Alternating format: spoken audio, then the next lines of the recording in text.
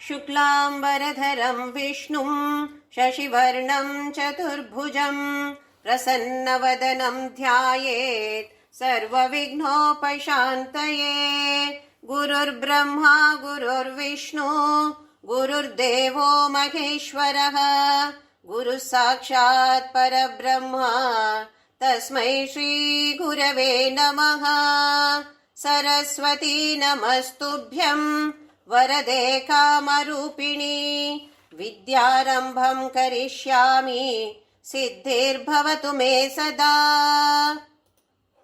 ಹರಿ ಓಂ. ಎಲ್ಲರಿಗೂ ಶುಭೋದಯ. ಭವ್ಯವಾದ ಪರಮ ಪವಿತ್ರವಾದ ನಮ್ಮ ಒಳಗೆ ಇರುವಂತಹ ಈ ಸುಂದರವಾದ ದೇವಾಲಯಕ್ಕೆ ಎಲ್ಲರಿಗೂ ಪ್ರೀತಿಯ ಆತ್ಮೀಯ ಸ್ವಾಗತ. ನನ್ನ ಗುರುವಾಗಿರುವ ಕೇರಳದ ಕಾಂಜಂಗಾಡಿನ ಆನಂದಾಶ್ರಮದ ಪರಮ ಪೂಜ್ಯ ಪಪ್ಪ ಸ್ವಾಮಿ ರಾಮದಾಸ್ ಮತ್ತು ನನ್ನ ತಾಯಿ ತಂದೆಯರ ಚರಣಾರವಿಂದಗಳಲ್ಲಿ ಅನಂತ ಪ್ರಣಾಮಗಳು. ಭಗವತ್ಪಾದ ಆದಿಶಂಕರಾಚಾರ್ಯರು ರಚಿಸಿರುವಂತಹ ಅದ್ಭುತವಾದ ಒಂದು ಕೃತಿ, ಜಗನ್ಮಾತೆಯ ಸೌಂದರ್ಯದ ವರ್ಣನೆ. 42ನೇ ಶ್ಲೋಕದಿಂದ 100 ಶ್ಲೋಕ, ಕೊನೆಯ ಕೆಲವು ಬಿಟ್ಟು ಎಲ್ಲವೂ ಕೂಡ ಅಂಗಗಳ ವಿವರಣೆ. ಕಿರೀಟದಿಂದ ಮೊದಲುಗೊಂಡು ಪಾದದವರೆಗೆ ಕೈಯ ಬೆರಳಿನ ಉಗುರುಗಳನ್ನು ಕೂಡ ಆದಿಶಂಕರಾಚಾರ್ಯರು ತುಂಬ ಸುಂದರವಾಗಿ ಮನಮುಟ್ಟುವಂತೆ ವಿವರಿಸ್ತಾ ಇದ್ದಾರೆ. 42ನೇ ಶ್ಲೋಕದಿಂದ ಕಿರೀಟದಿಂದ ಶುರು ಮಾಡಿದ್ದಾರೆ. ಆಮೇಲೆ ಅವಳ ದಟ್ಟನೆಯ ದಪ್ಪಗಿರುವ ಕಪ್ಪಾಗಿರುವ ಸುಂದರವಾಗಿರುವ ಮೃದುವಾಗಿರುವ ಜಡೆ ಅಥವಾ ಕೂದಲು, ಅದರಲ್ಲಿರುವ ಹೂಗಳು, ಒಂದೊಂದನ್ನೇ ನಾವು ದರ್ಶನ ಮಾಡ್ತಾ ಹೋಗಬೇಕಾಗಿದೆ. ಆಮೇಲೆ ಅವಳ ಮುಂಗುರುಳು, ಎಷ್ಟು ಚೆನ್ನಾಗಿರುವ ಮುಂಗುರುಳು ಅಂತ ಹೇಳಿದರೆ, ಜೇನು ನೊಣಗಳ ಗುಂಪು ತಾವರೆಯ ಎಸಳಿನಲ್ಲಿ ಕುಳಿತಿರುವಂತೆ ಕಾಣ್ತಾ ಇದೆ. ಯಾಕೆ ಅಂತ ಹೇಳಿದರೆ, ಮುಖ ತಾವರೆಯಂತೆ, ತಾವರೆಗಿಂತಲೂ ಸುಂದರವಾಗಿದೆ. ಜೇನುನೊಣಗಳ ಗುಂಪೇನೋ ಇದು ಮಕರಂದವನ್ನು ಹೀರಲಾಗುವಂತಹ ಒಂದು ಪದ್ಮ ಅಂತ ಹೇಳಿ ಬಂದು ಕೂತಿವೆಂತೆ ಎಲ್ಲ ಮುಂಗುರುಳು. ಸೌಂದರ್ಯದ ಲಹರಿಯೇ ಪ್ರವಾಹದಂತೆ ಪ್ರವಹಿಸಲು ಬೈತಲೆ ಇದೆಯೋ ಅಂತ ಅನ್ನಿಸ್ತಾ ಇದೆ. ಆಮೇಲೆ ಲಲಾಟದ ಸೌಂದರ್ಯ, ಹುಬ್ಬುಗಳ ಸೌಂದರ್ಯ ಹೇಗಿದೆ ಹುಬ್ಬು ಅಂತ ಹೇಳಿದ್ದಾರೆ. ಮನ್ಮಥನ ಬಿಲ್ಲಿನಂತೆ ಕಾಣಿಸ್ತಾ ಇದೆ. ಇದೇನೋ ನನಗೆ ಮನ್ಮಥ ಬಿಲ್ಲನ್ನು ಹಿಡ್ಕೊಂಡಿದ್ದಾನೆ ಅಂತ ಅನ್ನಿಸ್ತಾ ಇದೆ ಅಂತ ಹೇಳಿ ಆದಿಶಂಕರಾಚಾರ್ಯರು ಅದ್ಭುತವಾಗಿ ವರ್ಣಿಸಿದ್ರು. ಆಮೇಲೆ ಅಲ್ಲಿಂದ ಕಣ್ಣಿನ ಬಗ್ಗೆ, ನೇತ್ರಗಳ ಸೌಂದರ್ಯ 10 ಶ್ಲೋಕ ಅಥವಾ 11 ಅಂತಲೇ ಹೇಳ್ಬೋದು. ಇಷ್ಟು ಶ್ಲೋಕಗಳನ್ನು ಕಣ್ಣಿನ ವರ್ಣನೆಗಾಗಿ, ಕಣ್ಣಿನ ಸೌಂದರ್ಯದ ವರ್ಣನೆಗಾಗಿ ಆದಿಶಂಕರಾಚಾರ್ಯರು ಮೀಸಲಾಗಿಟ್ಟಿದ್ದಾರೆ. ಸರ್ವೇಂದ್ರಿಯಾಣಾಂ ನೇತ್ರ ಪ್ರಧಾನಂ, ಎಲ್ಲ ಇಂದ್ರಿಯಗಳಲ್ಲಿಯೂ ಅತೀ ಪ್ರಧಾನವಾದ ಅಂಗ ಅಂತ ಹೇಳಿದರೆ ನೇತ್ರ, ಕಣ್ಣು. ಅದರಲ್ಲಿ ನಾನಾ ಥರದ ದೃಷ್ಟಿಗಳು, ವಿಶಾಲ ಕಲ್ಯಾಣಿ ಸ್ಫುಟ ರುಚಿರ ಯೋಧ್ಯ ಕುವಲಯೆ ಅಂತ ಹೇಳಿ ವಿಶಾಲವಾಗಿದೆ ಕಣ್ಣು, ಕಲ್ಯಾಣಿಯಾಗಿದೆ ಅಂದರೆ ಮಂಗಲಮಯವಾಗಿದೆ. ಹಾಗೆ ನಮಗೆ ಮಂಗಲವನ್ನ ಕೊಡುವಂಥವಳು. ಈಗ ನಾವು ಲಲಿತಾ ಸಹಸ್ರನಾಮದಲ್ಲಿಯೋ ನಿರ್ಮಮಾ ಮಮತಾ ಹಂತ್ರಿ, ಅವಳಿಗೆ ಮಮ ಅಂತ ಹೇಳೋದಿಲ್ಲ. ಹಾಗೆ ನಮ್ಮಲ್ಲಿರುವ ಮಮ ಅದನ್ನು ನಾಶ ಮಾಡುವಂಥವಳು. ಹಾಗೆ ಇಲ್ಲಿ ಕಲ್ಯಾಣವನ್ನ ನಮಗೆ ಕೊಡುವಂಥವಳು, ತಾನು ಕಲ್ಯಾಣಿಯಾಗಿರುವವಳು. ಹಾಗೆ ವಿಶಾಲ, ಅವಳ ಹೃದಯ ವಿಶಾಲವಾಗಿದೆ. ಹೃದಯ ವಿಕಸನಗೊಳ್ಳುವಂತೆ ಭಕ್ತರನ್ನ ಅನುಗ್ರಹಿಸುವವಳು ವಿಶಾಲ.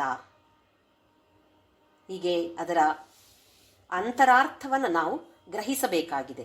ಬರೇ ವಿಶಾಲ ಅಂತ ಹೇಳಿದ್ರೆ ದೊಡ್ಡ ಕಣ್ಣಿನವಳು ಅರ್ಥ ಸರಿಯೇ, ಆದರೆ ಮೇಲ್ಮೇಲಿನ ಅರ್ಥ ಅಲ್ಲ, ಸೂಪರ್ಫಿಷಿಯಲ್ ಮೀನಿಂಗ್ ತಗೊಳ್ಳೋದಲ್ಲ. ಅದರ ಅಂತರಾರ್ಥ ಏನಿದೆ ಇದನ್ನು ನಾವು ತಿಳಿದುಕೊಳ್ಬೇಕು. ಇವತ್ತೀಗ 51ನೇ ಶ್ಲೋಕದವರೆಗೆ ನಾವು ನೋಡಿದ್ದೇವೆ. 48ರಿಂದ ಶುರು ಮಾಡಿದ್ದಾರೆ ಕಣ್ಣಿನ ಸೌಂದರ್ಯದ ವರ್ಣನೆಯನ್ನು. ಈಗ 52ನೇ ಶ್ಲೋಕ ನೋಡೋಣ. ಗತೆ ಕರ್ಣಾಭ್ಯರ್ಣಂ ಗರುತೈವ ಪಕ್ಷ್ಮಾಣಿ ದಧತಿ ಪುರಾಂಭೇತು ಚಿತ್ತ ಪ್ರಶಮರಸ ವಿದ್ರಾವಣ ಫಲೇ ಇಮೇ ನೇತ್ರೇ ಗೋತ್ರಾಧರಪತಿ ಕುಲೋತ್ತಂ ಸಕಲಿಕೆ ತವಾ ಕರ್ಣಾಕೃಷ್ಟ ಸ್ಮರಶರ ವಿಲಾಸಂ ಕಲಯತಃ. ಒಟ್ಟಾಗಿ ಆದಿಶಂಕರಾಚಾರ್ಯರಿಗೆ ಜಗನ್ಮಾತೆಯ ಕಣ್ಣು ಹುಬ್ಬು ಎಲ್ಲ ಮನ್ಮಥ ಹಿಡಿದುಕೊಂಡಿರುವಂತಹ ಬಿಲ್ಲು ಮತ್ತೆ ಬಾಣಗಳ ಹಾಗೆ ಕಾಣ್ತಾ ಇದೆ. ಈ ಆಕಾರವನ್ನು ನಾವು ನೋಡಿದಾಗ ಇದು ಒಂದು ಬಿಲ್ಲಿನ ಆಕಾರದಲ್ಲಿದೆ, ಇಲ್ಲಿ ಬಾಣವನ್ನ ನೆಟ್ಟಿದ್ದಾನೆ ಮನ್ಮಥ ಅಂತ ಹೇಳುವ ದೃಷ್ಟಿಯಿಂದ ಹಲವಾರು ಶ್ಲೋಕಗಳಲ್ಲಿ ಬೇರೆ ಬೇರೆ ರೀತಿಯಲ್ಲಿ ಅರ್ಥ ಅದುವೇ ಬರುತ್ತೆ, ಆದರೆ ಬೇರೆ ಬೇರೆ ರೀತಿಯಲ್ಲಿ ಅದನ್ನ ಆ ಸೌಂದರ್ಯವನ್ನ ವರ್ಣಿಸ್ತಾ ಇದ್ದಾರೆ. ಧರಪತಿ ಕುಲೋತ್ತಂಸ ಕಲಿಕೆ. ಧರಪತಿ ಅಂತ ಹೇಳಿದ್ರೆ ಹಿಮವಂತ, ಪರ್ವತಗಳ ರಾಜ ಹಿಮವಂತ. ಅವನ ವಂಶಕ್ಕೆ ಕುಲೋತ್ತಂಸ ಕಲಿಕೆ, ಅವನ ವಂಶಕ್ಕೆ ಶಿರೋಭೂಷಣಳಾಗಿದ್ದೀಯ ನೀನು. ಕಲಿಕಾ ಅಂತ ಹೇಳಿದ್ರೆ ಮೊಗ್ಗು, ಈಗ ತಾನೇ ವಿಕಸ್ತ ಆಗ್ತಾ ಇದೆ, ಆ ತರದ ಮೊಗ್ಗು ನೀನು. ನಾವು ಹೇಳೋದಿಲ್ವಾ ವಂಶಕ್ಕೆ, ಹಬ್ಬ ಒಳ್ಳೆಯ ಹೆಸರನ್ನ ತಂದು ಕೊಟ್ಲಪ್ಪ ಇವಳು ಅಂತ ಹೇಳಿ. ಹಾಗೆ ಬೈತೀವಿ, ವಂಶವನ್ನೇ ನಾಶ ಮಾಡಿದ್ಲಿ ಇವಳು ಅಂತ ಬೈತೀವಿ ಕೆಲವರನ್ನ. ಹಾಗೆ ಇಲ್ಲಿ ಆದಿಶಂಕರಾಚಾರ್ಯರವಳನ್ನ ಧರಪತಿ ಕುಲ ಉತ್ತಂಸ ಕಲಿಕೆ, ಉತ್ತಮವಾದ ಒಂದು ಮೊಗ್ಗು ನೀನು, ಶಿರೋಭೂಷಣಳಾಗಿದ್ಯಾ ನೀನು ಹಿಮವಂತನ ವಂಶಕ್ಕೆ ಅಂಥವಳು. ಗತೇ ಕರ್ಣಾಭ್ಯರ್ಣಂ. ಹೇಗಿದೆ ಕಣ್ಣು ಅಂತ ಹೇಳಿದ್ರೆ ಕಿವಿಯವರೆಗೆ ಉದ್ದಕ್ಕಿದೆ ಅಂತೆ. ವಿಶಾಲ ಅಂತ ಹೇಳಿದ್ವಿ ಉದ್ದಕ್ಕೆ ದೊಡ್ಡಕ್ಕಿದೆ ಅಂತ ಹೇಳಿ. ದೊಡ್ಡ ಅಂತ ಹೇಳಿದ್ರೆ ಹೀಗೆ ದೊಡ್ಡ ಅಂತಲ್ಲ, ಇಲ್ಲಿಂದ ಸುಮಾರು ದೂರ ಸಾಧಾರಣ ಕಿವಿ ಮುಟ್ಟತ್ತ ಏನೋ ಅಂತ ಅನ್ನಿಸುವಷ್ಟು ಇದೆ. ಗತೆ ಕರ್ಣಾಭ್ಯರ್ಣಂ, ಕರ್ಣದವರೆಗೆ ತಲುಪುತ್ತಾ ಇದೆ ಕಣ್ಣು. ಕೆಲವು ನಾವು ಚಿತ್ರಗಳಲ್ಲಿ ನೋಡ್ತೇವೆ ನೋಡಿ, ಜಗನ್ಮಾತೆಯ ದೇವಿಯ ಚಿತ್ರಗಳನ್ನು ಹೇಗೆ ತೋರಿಸ್ತಾರೆ ಅಂತ ಹೇಳಿದ್ರೆ ಉದ್ದಕ್ಕೆ ಕಣ್ಣಿರತ್ತೆ. ಹಾಗೆ ಇಲ್ಲಿ ಕಿವಿಯವರೆಗೆ ಇರುವಂತಹ ಕಣ್ಣುಗಳು. ಗರುತೈವ ಪಕ್ಷ್ಮಾಣಿ ದಧತಿ. ಎಷ್ಟು ಸುಂದರವಾಗಿದೆ ಇದು ಅಂತ ಹೇಳಿದ್ರೆ, ಈಗ ಕಣ್ಣು ರೆಪ್ಪೆಗಳ ಸೌಂದರ್ಯ ನೋಡಿ. ಕಣ್ಣಿನಲ್ಲಿ ಕೂಡ ನಾನಾ ಭಾಗಗಳಿವೆಲ್ಲ. ಈಗ ಕಣ್ಣಿನ ರೆಪ್ಪೆಯ ಸೌಂದರ್ಯವನ್ನ ಹೇಳ್ತಿದ್ದಾರೆ. ಅದು ಹೇಗಿದೆ ಅಂತ ಹೇಳಿದ್ರೆ ಹಕ್ಕಿಯ ಪುಕ್ಕದಾಗಿದೆ ಅಂತೆ. ಪಕ್ಷ್ಮ ಅಂತ ಹೇಳಿದ್ರೆ ಇಲ್ಲಿ ಕಣ್ಣಿನ ರೆಪ್ಪೆ, ಹಕ್ಕಿಯ ಪುಕ್ಕ. ಯಾಕೆ ಹೇಳ್ತಿದ್ದಾರೆ ಅಂತ ಹೇಳಿದ್ರೆ ಆಮೇಲೆ ಇಲ್ಲಿ ಬರುತ್ತೆ, ಇದು ಸ್ಮರಶರ ವಿಲಾಸಂ ಕಲಯತಃ. ಕೊನೆಯದ್ರಲ್ಲಿ ಬರುತ್ತೆ, ತವ ಆಕರ್ಣಾಕೃಷ್ಟ ಸ್ಮರಶರ ವಿಲಾಸಂ ಕಲಯತಃ. ಹೇಗಿದೆ ಅಂತ ಹೇಳಿದ್ರೆ ಸ್ಮರ ಅಂದ್ರೆ ಯಾರು ಗೊತ್ತಿದೆ, ನಾವು ಹಲವಾರು ಬಾರಿ ನೋಡಿದ್ದೇವೆ. ಈಗ ಸ್ಮರ ಅಂತ ಹೇಳಿದ್ರೆ ಮನ್ಮಥನ ಶರ ಅಂತ ಹೇಳಿದ್ರೆ ಬಾಣ. ಮನ್ಮಥ ಬಿಲ್ಲು ಹುಬ್ಬು ಬಾಣ ಈ ಕಣ್ಣು ಇಲ್ಲಿವರೆಗಿದೆ. ಅದರಲ್ಲಿ ಇದು ಈ ಕಣ್ರೆಪ್ಪೆ ಹೇಗಿದೆ ಅಂತ ಹೇಳಿದ್ರೆ ಹಕ್ಕಿಗಳ ಪುಕ್ಕವನ್ನ ಬಾಣಕ್ಕೆ ಕೆಲವು ಮೊದಲು ಕಟ್ತಾ ಇದ್ರಂತೆ. ಯಾಕೆ ಅಂತ ಹೇಳಿದ್ರೆ ಅದು ಬಿಲ್ಲಿನಲ್ಲಿ ಹೂಡಿ ಬಿಡುವಾಗ ಕೈಗೆಲ್ಲ ನೋವಾಗ್ತಾ ಇತ್ತಂತೆ. ಅದಕ್ಕೆ ಹಕ್ಕಿಗಳ ಪುಕ್ಕವನ್ನ ಕಟ್ಟಿ ಅದು ಕೈಯಲ್ಲಿ ಪಾಸ್ ಆಗುವಾಗ ಮೆತ್ತಗೆ ಅನ್ಸತ್ತೆ, ಇಲ್ಲದಿದ್ರೆ ತುಂಬಾ ಹಾರ್ಡ್ ಅನ್ಸತ್ತೆ, ಕೈಗೆಲ್ಲ ನೋವಾಗತ್ತೆ ಅಂತೇಳಿ ಹಕ್ಕಿಯ ಪುಕ್ಕಗಳನ್ನ ಕಟ್ಟುವಂತಹ ಒಂದು ಪದ್ಧತಿ ಹಿಂದಿನ ಕಾಲದಲ್ಲಿತ್ತು. ಈ ರೆಪ್ಪೆ ಕಣ್ರೆಪ್ಪೆ ಹೇಗಿದೆ, ಉದ್ದವಾಗಿದೆ.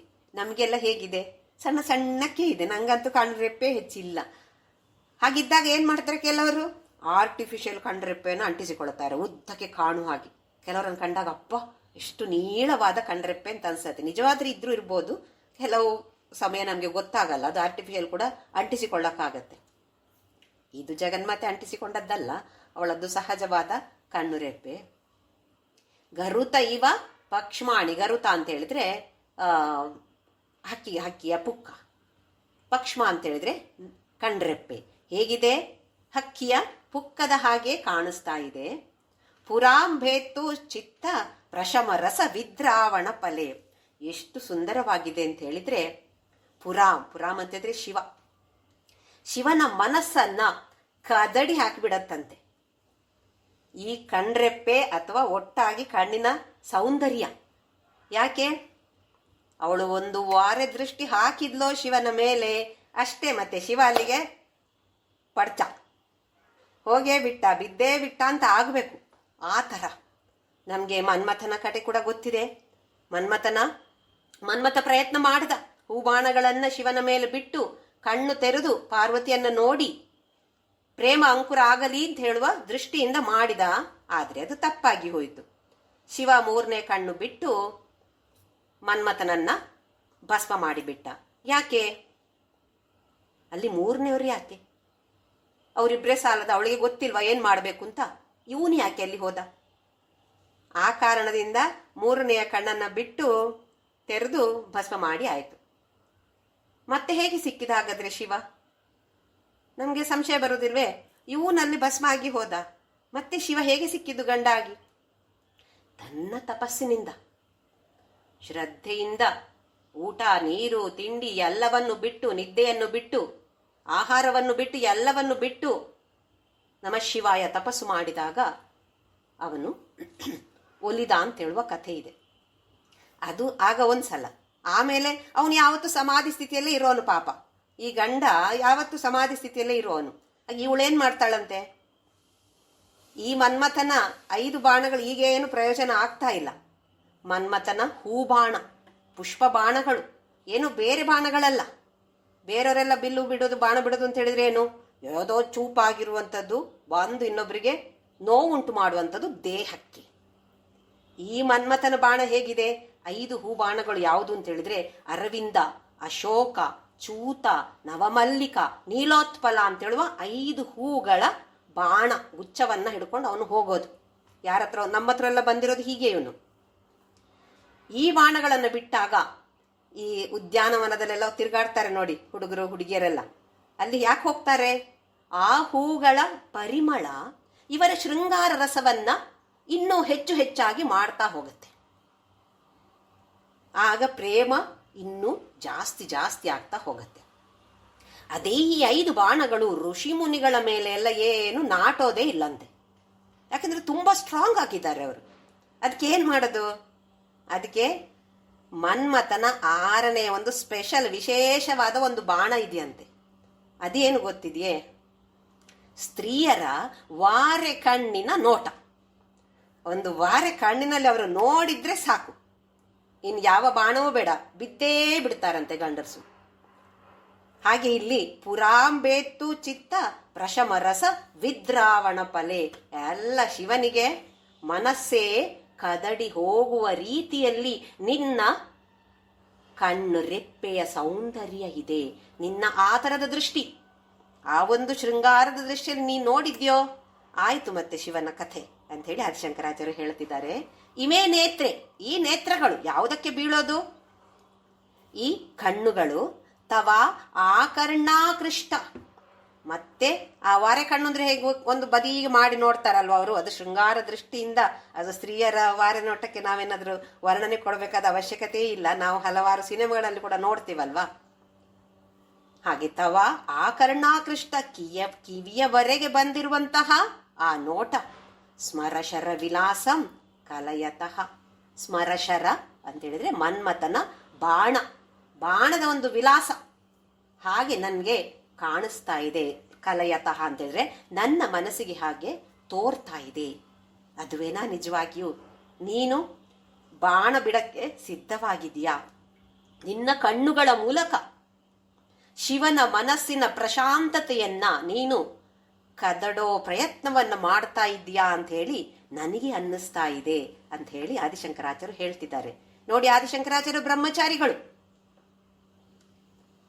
ಇಲ್ಲಿರುವಂಥದ್ದು ಶೃಂಗಾರ ದೃಷ್ಟಿ. ಶೃಂಗಾರ ಇಲ್ಲದೇ ಇದ್ರೆ ಜೀವನ ಇಲ್ಲ. ಶೃಂಗಾರ ಅಂತ ಹೇಳಿದ್ರೆ ಹೋದ ವಾರ ನಾವು ನೋಡಿದೆವು, ಮತ್ತೆ ಬರೇ ಕಾಮೋದ್ದೀಪನಗೊಳಿಸುವಂತಹ ದೃಷ್ಟಿ ಮಾತ್ರ ಅಲ್ಲದೆ, ನೀನು ಬೇಕು ನನಗೆ, ಅದು ಯಾರೇ ಇರ್ಬೋದು. ಈಗ ನಾವು ಫ್ರೆಂಡ್ಸೇ ಆಗಿರ್ಬೋದು, ನಾವು ಒಂದು ಅಪ್ಯಾಯತೆಯಿಂದ ಮಾತನಾಡಿದಾಗ ಅವರಿಗೆ ಓಹೋ ನನ್ನನ್ನು ವಿಚಾರಿಸಿಕೊಳ್ಳೋರು ಇದ್ದಾರೆ ಅಂತೇಳಿ ಒಂದು ಸಮಾಧಾನ ಅಲ್ವೇ. ಒಂದು ಮಮತೆಯ ಮಾತು ಬೇಕಾಗಿದೆ, ಪ್ರೀತಿಯ ಮಾತು, ಪ್ರೇಮವನ್ನು ನಾವು ತೋರಿಸಿಕೊಳ್ಳಬೇಕಾಗತ್ತೆ ಕೆಲವೊಂದು ಬಾರಿ. ಅದು ಶೃಂಗಾರ ದೃಷ್ಟಿ. ಇಲ್ಲಿ ಗಂಡನ ಮೇಲೆ ಇರುವಂತಹ ಶೃಂಗಾರ ದೃಷ್ಟಿಯನ್ನ ತಾನು ಸೂಚಿಸಬೇಕಾಗಿದೆ ಅವಳಿಗೆ. ಗಂಡನ ಮೇಲೆ ನನಗೆ ಪ್ರೇಮ ಇದೆ ಅಂತ ಹೇಳೋದನ್ನ ಸೂಚಿಸೋದು ಹೇಗೆ? ತನ್ನ ಕಣ್ಣಿನ ದೃಷ್ಟಿಯ ಮೂಲಕ ಅಂತ ಹೇಳಿ ಆದಿಶಂಕರಾಚಾರ್ಯರು ವಿವರಿಸ್ತಾ ಇದ್ದಾರೆ. ಮುಂದಿನ ಶ್ಲೋಕ. ವಿಭಕ್ತ ತ್ರೈವರ್ಣ್ಯಂ ವ್ಯತಿಕರಿತ ಲೀಲಾಂಜನತಯ ವಿಭಾತಿ ತ್ವನ್ನೇತ್ರ ತ್ರಿತಯಮಿದಮೀಶಾನದಯಿತೆ ಪುನಃ ಸ್ರಷ್ಟುಂ ದೇವಾನ್ ದ್ರುಹಿಣ ಹರಿರುದ್ರಾನುಪರತಾನ್ ರಜಸತ್ವಂ ಬಿಭ್ರತ್ ತಮ ಇತಿ ಗುಣಾನಾಂ ತ್ರಯಮಿವ. ವಿಭಕ್ತ, ಈಗ ಮತ್ತೆ 3 ಕಣ್ಣುಗಳ ವಿಷಯ. ವಿಭಕ್ತ ತ್ರೈವರ್ಣ್ಯಂ, 3 ಕಣ್ಣುಗಳಿಗೆ 3 ಬಣ್ಣಗಳಿವೆ. 3 ಕಣ್ಣುಗಳಿಗೆ 3 ಬಣ್ಣಗಳಿವೆ. ವ್ಯತಿಕರಿತ ಲೀಲಾಂಜನತೆಯ, ಆ ಕಣ್ಣಿಗೆ ಸ್ವಲ್ಪ ಕಾಡಿಗೆ ಹಾಕೊಂಡಿದ್ಯಲ್ಲ ನೀನಮ್ಮ, ಅದರಿಂದಾಗಿ ಎಷ್ಟು ಸುಂದರವಾಗಿ ಕಾಣಿಸ್ತಾ ಇದ್ದೀನಿ ನೀನು. ನಾವು ನೋಡ್ತೇವೆ ಕೆಲವರು ಕಣ್ಣಿಗೆ ಕಾಡಿಗೆ ಹಾಕಿದಾಗ ಎಷ್ಟು ಸುಂದರವಾಗಿ ಕಾಣಿಸ್ತಾರೆ. ಅದನ್ನೇ ಆದಿಶಂಕರಾಚಾರ್ಯರು ಹೇಳ್ತಿದ್ದಾರೆ, ವ್ಯತಿಕರಿತ ಲೀಲಾಂಜನತೆಯ. ಅಂಜನ ಅಂದ್ರೆ ಕಣ್ಣಿಗೆ ಕಾಡಿಗೆ ಹಾಕಿಕೊಳ್ಳುವಂಥದ್ದು. ಅದರಿಂದಾಗಿ ಅಬ್ಬಬ್ಬಬ್ಬ ಏನು ಸೌಂದರ್ಯ ನಿನ್ನದು, ಏನು ಲಾವಣ್ಯ, ಮುಖದ ಲಾವಣ್ಯ, ಈಗ ಇಲ್ಲಿ ಕಣ್ಣಿನ ಲಾವಣ್ಯ. 3 ಕಣ್ಣುಗಳು ಕೂಡ ಅಷ್ಟು ಸುಂದರವಾಗಿವೆ. ವಿಭಾತಿ, ಅಪ್ಪಪ್ಪ ಏನು ಶೋಭೆಯನ್ನ ಕೊಡ್ತಾ ಇದೆ, ಶೋಭಿಸ್ತಾ ಇದ್ದಾವೆ 3 ಕಣ್ಣುಗಳು ಕೂಡ. ತ್ವನ್ನೇತ್ರ ತ್ರಿತಯಮಿದಂ ಈಶಾನ ದಯಿತೆ, ನೀನು ಯಾರು? ಈಶಾನನ ಪತ್ನಿ ನೀನು. ಶಿವನ ಇನ್ನೊಂದು ಹೆಸರು ಅಂತ ಹೇಳ್ಬೋದು, ಅಥವಾ ಇನ್ನೊಂದು ರೂಪದ ಹೆಸರು ಅಂತ ಕೂಡ ಹೇಳ್ಬೋದು. ಶಿವನ ಹೆಸರು ಈಶಾನ. ಈಶಾನನ ಪತ್ನಿಯಾಗಿರುವ ನಿನ್ನ ಈ 3 ನೇತ್ರಗಳ ಬಣ್ಣಗಳು ಬೇರೆ ಬೇರೆ ಆಗಿವೆ. ಹಾಗೆಯೇ ಅದಕ್ಕೆ ನೀನು ಹಚ್ಚಿರುವಂತಹ ಕಾಡಿಗೆಯಿಂದಾಗಿ ಅದ್ಭುತವಾಗಿ ಶೋಭಿಸ್ತಾ ಇದ್ದಾವೆ 3 ಕಣ್ಣುಗಳು ಕೂಡ. ಆಮೇಲೆ ಪುನಃ ಸ್ರಷ್ಟುಂ ದೇವಾನ್ ದ್ರುಹಿಣ ಹರಿ ರುದ್ರಾನು ಉಪರತಾನ್. ನಮಗೆ ಪ್ರಳಯ ಆಗುವಾಗ ಏನಾಗತ್ತೆ ಅಂತ ಗೊತ್ತಿದೆ. ನಮ್ಮಂತಹ ಮಾನವ ಪಶು ಪಕ್ಷಿಗಳು ಗಿಡಗಳು ವಸ್ತುಗಳು ಮಾತ್ರವೇ ಅಲ್ಲದೆ ಬ್ರಹ್ಮ ವಿಷ್ಣು ಶಿವ ಅಥವಾ ರುದ್ರರು ಕೂಡ ಮತ್ತೆ ಬೀಜ ರೂಪದಲ್ಲಿ ಸೇರಿ ಹೋಗ್ತಾರೆ. ಯಾವಾಗ? ಉಪರತಾನ್ ಅಂದ್ರೆ ಪ್ರಳಯ ಕಾಲದಲ್ಲಿ ಎಲ್ಲರೂ ವಾಪಸ್ ಹಿಂದಕ್ಕೆ ಹೋಗೋದು. ಹೇಗೆ ಒಂದು ಉಪನಿಷತ್ತಿನಲ್ಲಿ ಉದಾಹರಣೆ ಕೊಡ್ತಾರೆ, ಹೇಗೆ ಒಂದು ಜೇಡ ತನ್ನದೇ ಬಾಯಿಯಿಂದ ದ್ರವಿಸುವಂತಹ ಒಂದು ದ್ರವ್ಯದ ಮೂಲಕ ಬಲೆಯನ್ನ ಕಟ್ಟತ್ತೆ, ತನಗೆ ಬೇಕಾದಾಗ ಅದನ್ನ ವಾಪಸ್ಸು ಒಳಗಡೆ ಎಳ್ಕೊಳ್ಳತ್ತೆ ಅಂತೆ. ಅಲ್ಲಿ ಬಲೆ ಇಲ್ಲ, ನಾವು ತೆಗೆದೇ ಇದ್ರೆ ತಾನಾಗಿ ಅದು ಅದನ್ನ ಹಿಂದಕ್ಕೆ ಎಳ್ಕೊಳ್ಳತ್ತಂತೆ. ಆ ದ್ರವ್ಯವನ್ನ ಮತ್ತೆ ಆ ರೂಪದಲ್ಲಿದ್ದ ಬಲೆಯ ರೂಪದಲ್ಲಿದ್ದ ದ್ರವ್ಯವನ್ನ ಮತ್ತೆ ತನ್ನ ಒಳಗೆ ಅದು ತೆಗೆದುಕೊಳ್ಳತ್ತೆ ಅಂತೆ, ವಾಪಸ್ ಹಿಂದಕ್ಕೆ ತೆಗೆದುಕೊಳ್ಳತ್ತೆ. ಅದೇ ರೀತಿಯಲ್ಲಿ ಈ ಜಗನ್ಮಾತೆಯು ಕೂಡ ಎಲ್ಲರನ್ನು ಸೃಷ್ಟಿ ಮಾಡಿದ್ಲು. ಬಿಂದು ನಾದ ಕಲಾ, ಬಿಂದುವಿಂದ ನಾದ, ನಾದದಿಂದ ಕಲಾ, ಕಲಾದಿಂದ ಆಮೇಲೆ ಎಲ್ಲ ಬಂತು. ಕಲಾ ಅಂತ ಹೇಳಿದ್ರೆ ಕಿರಣಗಳು. ಇದು ನಾವು ನೋಡಿದ್ದೇವೆ. ಎಲ್ಲವೂ ಬಂತು ಅಂತ ಹೇಳಿದ್ರೆ ಬ್ರಹ್ಮ ವಿಷ್ಣು ರುದ್ರ ಇವರನ್ನು ಕೂಡ ಅವಳೇ ಸೃಷ್ಟಿ ಮಾಡಿದವಳು. ಹಾಗಾಗಿ ಅವರಿಗೆಲ್ಲರಿಗೂ ತಾಯಿಯೇ ಅವಳು. ಹಾಗಾಗಿ ಈ ಉಪರತಾನ್ ಅಂತ ಹೇಳಿದ್ರೆ ಪ್ರಳಯದ ಸಮಯದಲ್ಲಿ ದ್ರುಹಿಣ ಅಂತ ಹೇಳಿದ್ರೆ ಬ್ರಹ್ಮ, ಹರಿ ಅಂತ ಹೇಳಿದ್ರೆ ವಿಷ್ಣು, ರುದ್ರ, ಈ 3 ಜನ ಕೂಡ ಪ್ರಳಯದ ಸಮಯದಲ್ಲಿ ವಾಪಸ್ ಹಿಂದಕ್ಕೆ ಹೋಗಿ ಮತ್ತೆ ಪುನಃ ಸೃಷ್ಟು, ಮತ್ತೆ ಇನ್ನೊಂದು ಸಲ ಇನ್ನೊಂದು ಯುಗ ಶುರು ಆಗತ್ತೆ. ಸೃಷ್ಟಿ ಮತ್ತೆ ಆಗಬೇಕಾಗಿದೆ, ಕೆಲಸ ಆಗಬೇಕಾಗಿದೆ. ಅದಕ್ಕಾಗಿ ಏನ್ ಮಾಡ್ತಾಳೆ? ಅವರನ್ನೆಲ್ಲ ಮತ್ತೆ ಸೃಷ್ಟಿ ಮಾಡ್ತಾಳೆ. ಹೇಗೆ? ರಜಃ ಸತ್ವಂ ಬಿಭ್ರತ್ ತಮ. ನಮಗೆ 3 ಗುಣಗಳಿವೆ ಅಂತ ಗೊತ್ತಿದೆ. ಭಗವದ್ಗೀತೆಯ 14ನೇ ಅಧ್ಯಾಯವಾದ ಗುಣತ್ರಯ ವಿಭಾಗ ಯೋಗ, ಈ ಅಧ್ಯಾಯದಲ್ಲಿ ಭಗವಂತ ಅರ್ಜುನನಿಗೆ 3 ಗುಣಗಳ ವಿಚಾರವನ್ನ ತಿಳಿಸಿಕೊಡ್ತಾನೆ. ತಮೋಗುಣ, ರಜೋಗುಣ, ಸತ್ವಗುಣ. ಎಲ್ಲರಲ್ಲಿಯೂ ಇದು 3 ಗುಣಗಳು ಇರುವಂಥದ್ದೇ. ಎಲ್ಲರಲ್ಲಿಯೂ ಅಂತ ಹೇಳಿದ್ರೆ ಎಲ್ಲರಲ್ಲಿಯೂ ಅಂದ್ರೆ ನಮ್ಮ ಈ ಬ್ರಹ್ಮಾಂಡದಲ್ಲಿರುವಂತಹ ಎಲ್ಲ ವ್ಯಕ್ತಿಗಳು ಇರ್ಬೋದು, ಪ್ರಾಣಿಗಳು ಇರ್ಬೋದು, ಸಸಿ ಇರ್ಬೋದು, ನೀರಿರ್ಬೋದು, ಅಥವಾ ನಿರ್ಜೀವವಾದ ವಸ್ತುಗಳಿರ್ಬೋದು, ಒಂದು ಕಲ್ಲಿರ್ಬೋದು. ಕಲ್ಲಿನಲ್ಲಿಯೂ ಕೂಡ ಈ 3 ಗುಣಗಳು ಖಂಡಿತವಾಗಿಯೂ ಇವೆ.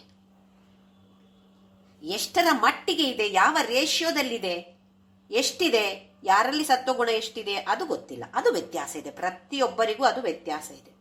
ಈಗ ಸತ್ವಗುಣ ಪ್ರಧಾನವಾಗಿದ್ರೂ ಕೂಡ ಅಂಥವರಲ್ಲಿಯೂ ಕೂಡ ಸ್ವಲ್ಪ ಸ್ವಲ್ಪವಾಗಿ ರಜೋಗುಣ, ಸ್ವಲ್ಪ ಸ್ವಲ್ಪವಾಗಿ ತಮೋಗುಣವು ಖಂಡಿತವಾಗಿಯೂ ಇದ್ದೇ ಇರುತ್ತೆ. ಈ ರಜೋಗುಣ ಅಂತ ಹೇಳೋದು ಕ್ರಿಯಾಶಕ್ತಿಯಿಂದ ಉದ್ಭವವಾದಂಥದ್ದು. ಕ್ರಿಯಾಶಕ್ತಿ ಅಂದ್ರೆ ಎಲ್ಲ ಚಟುವಟಿಕೆಗಳನ್ನ ಮಾಡುವಂತಹ ಒಂದು ಶಕ್ತಿ ಕ್ರಿಯಾಶಕ್ತಿ. ರಜೋಗುಣ ಕ್ರಿಯಾಶಕ್ತಿಯಿಂದ ಉಂಟಾಯಿತು.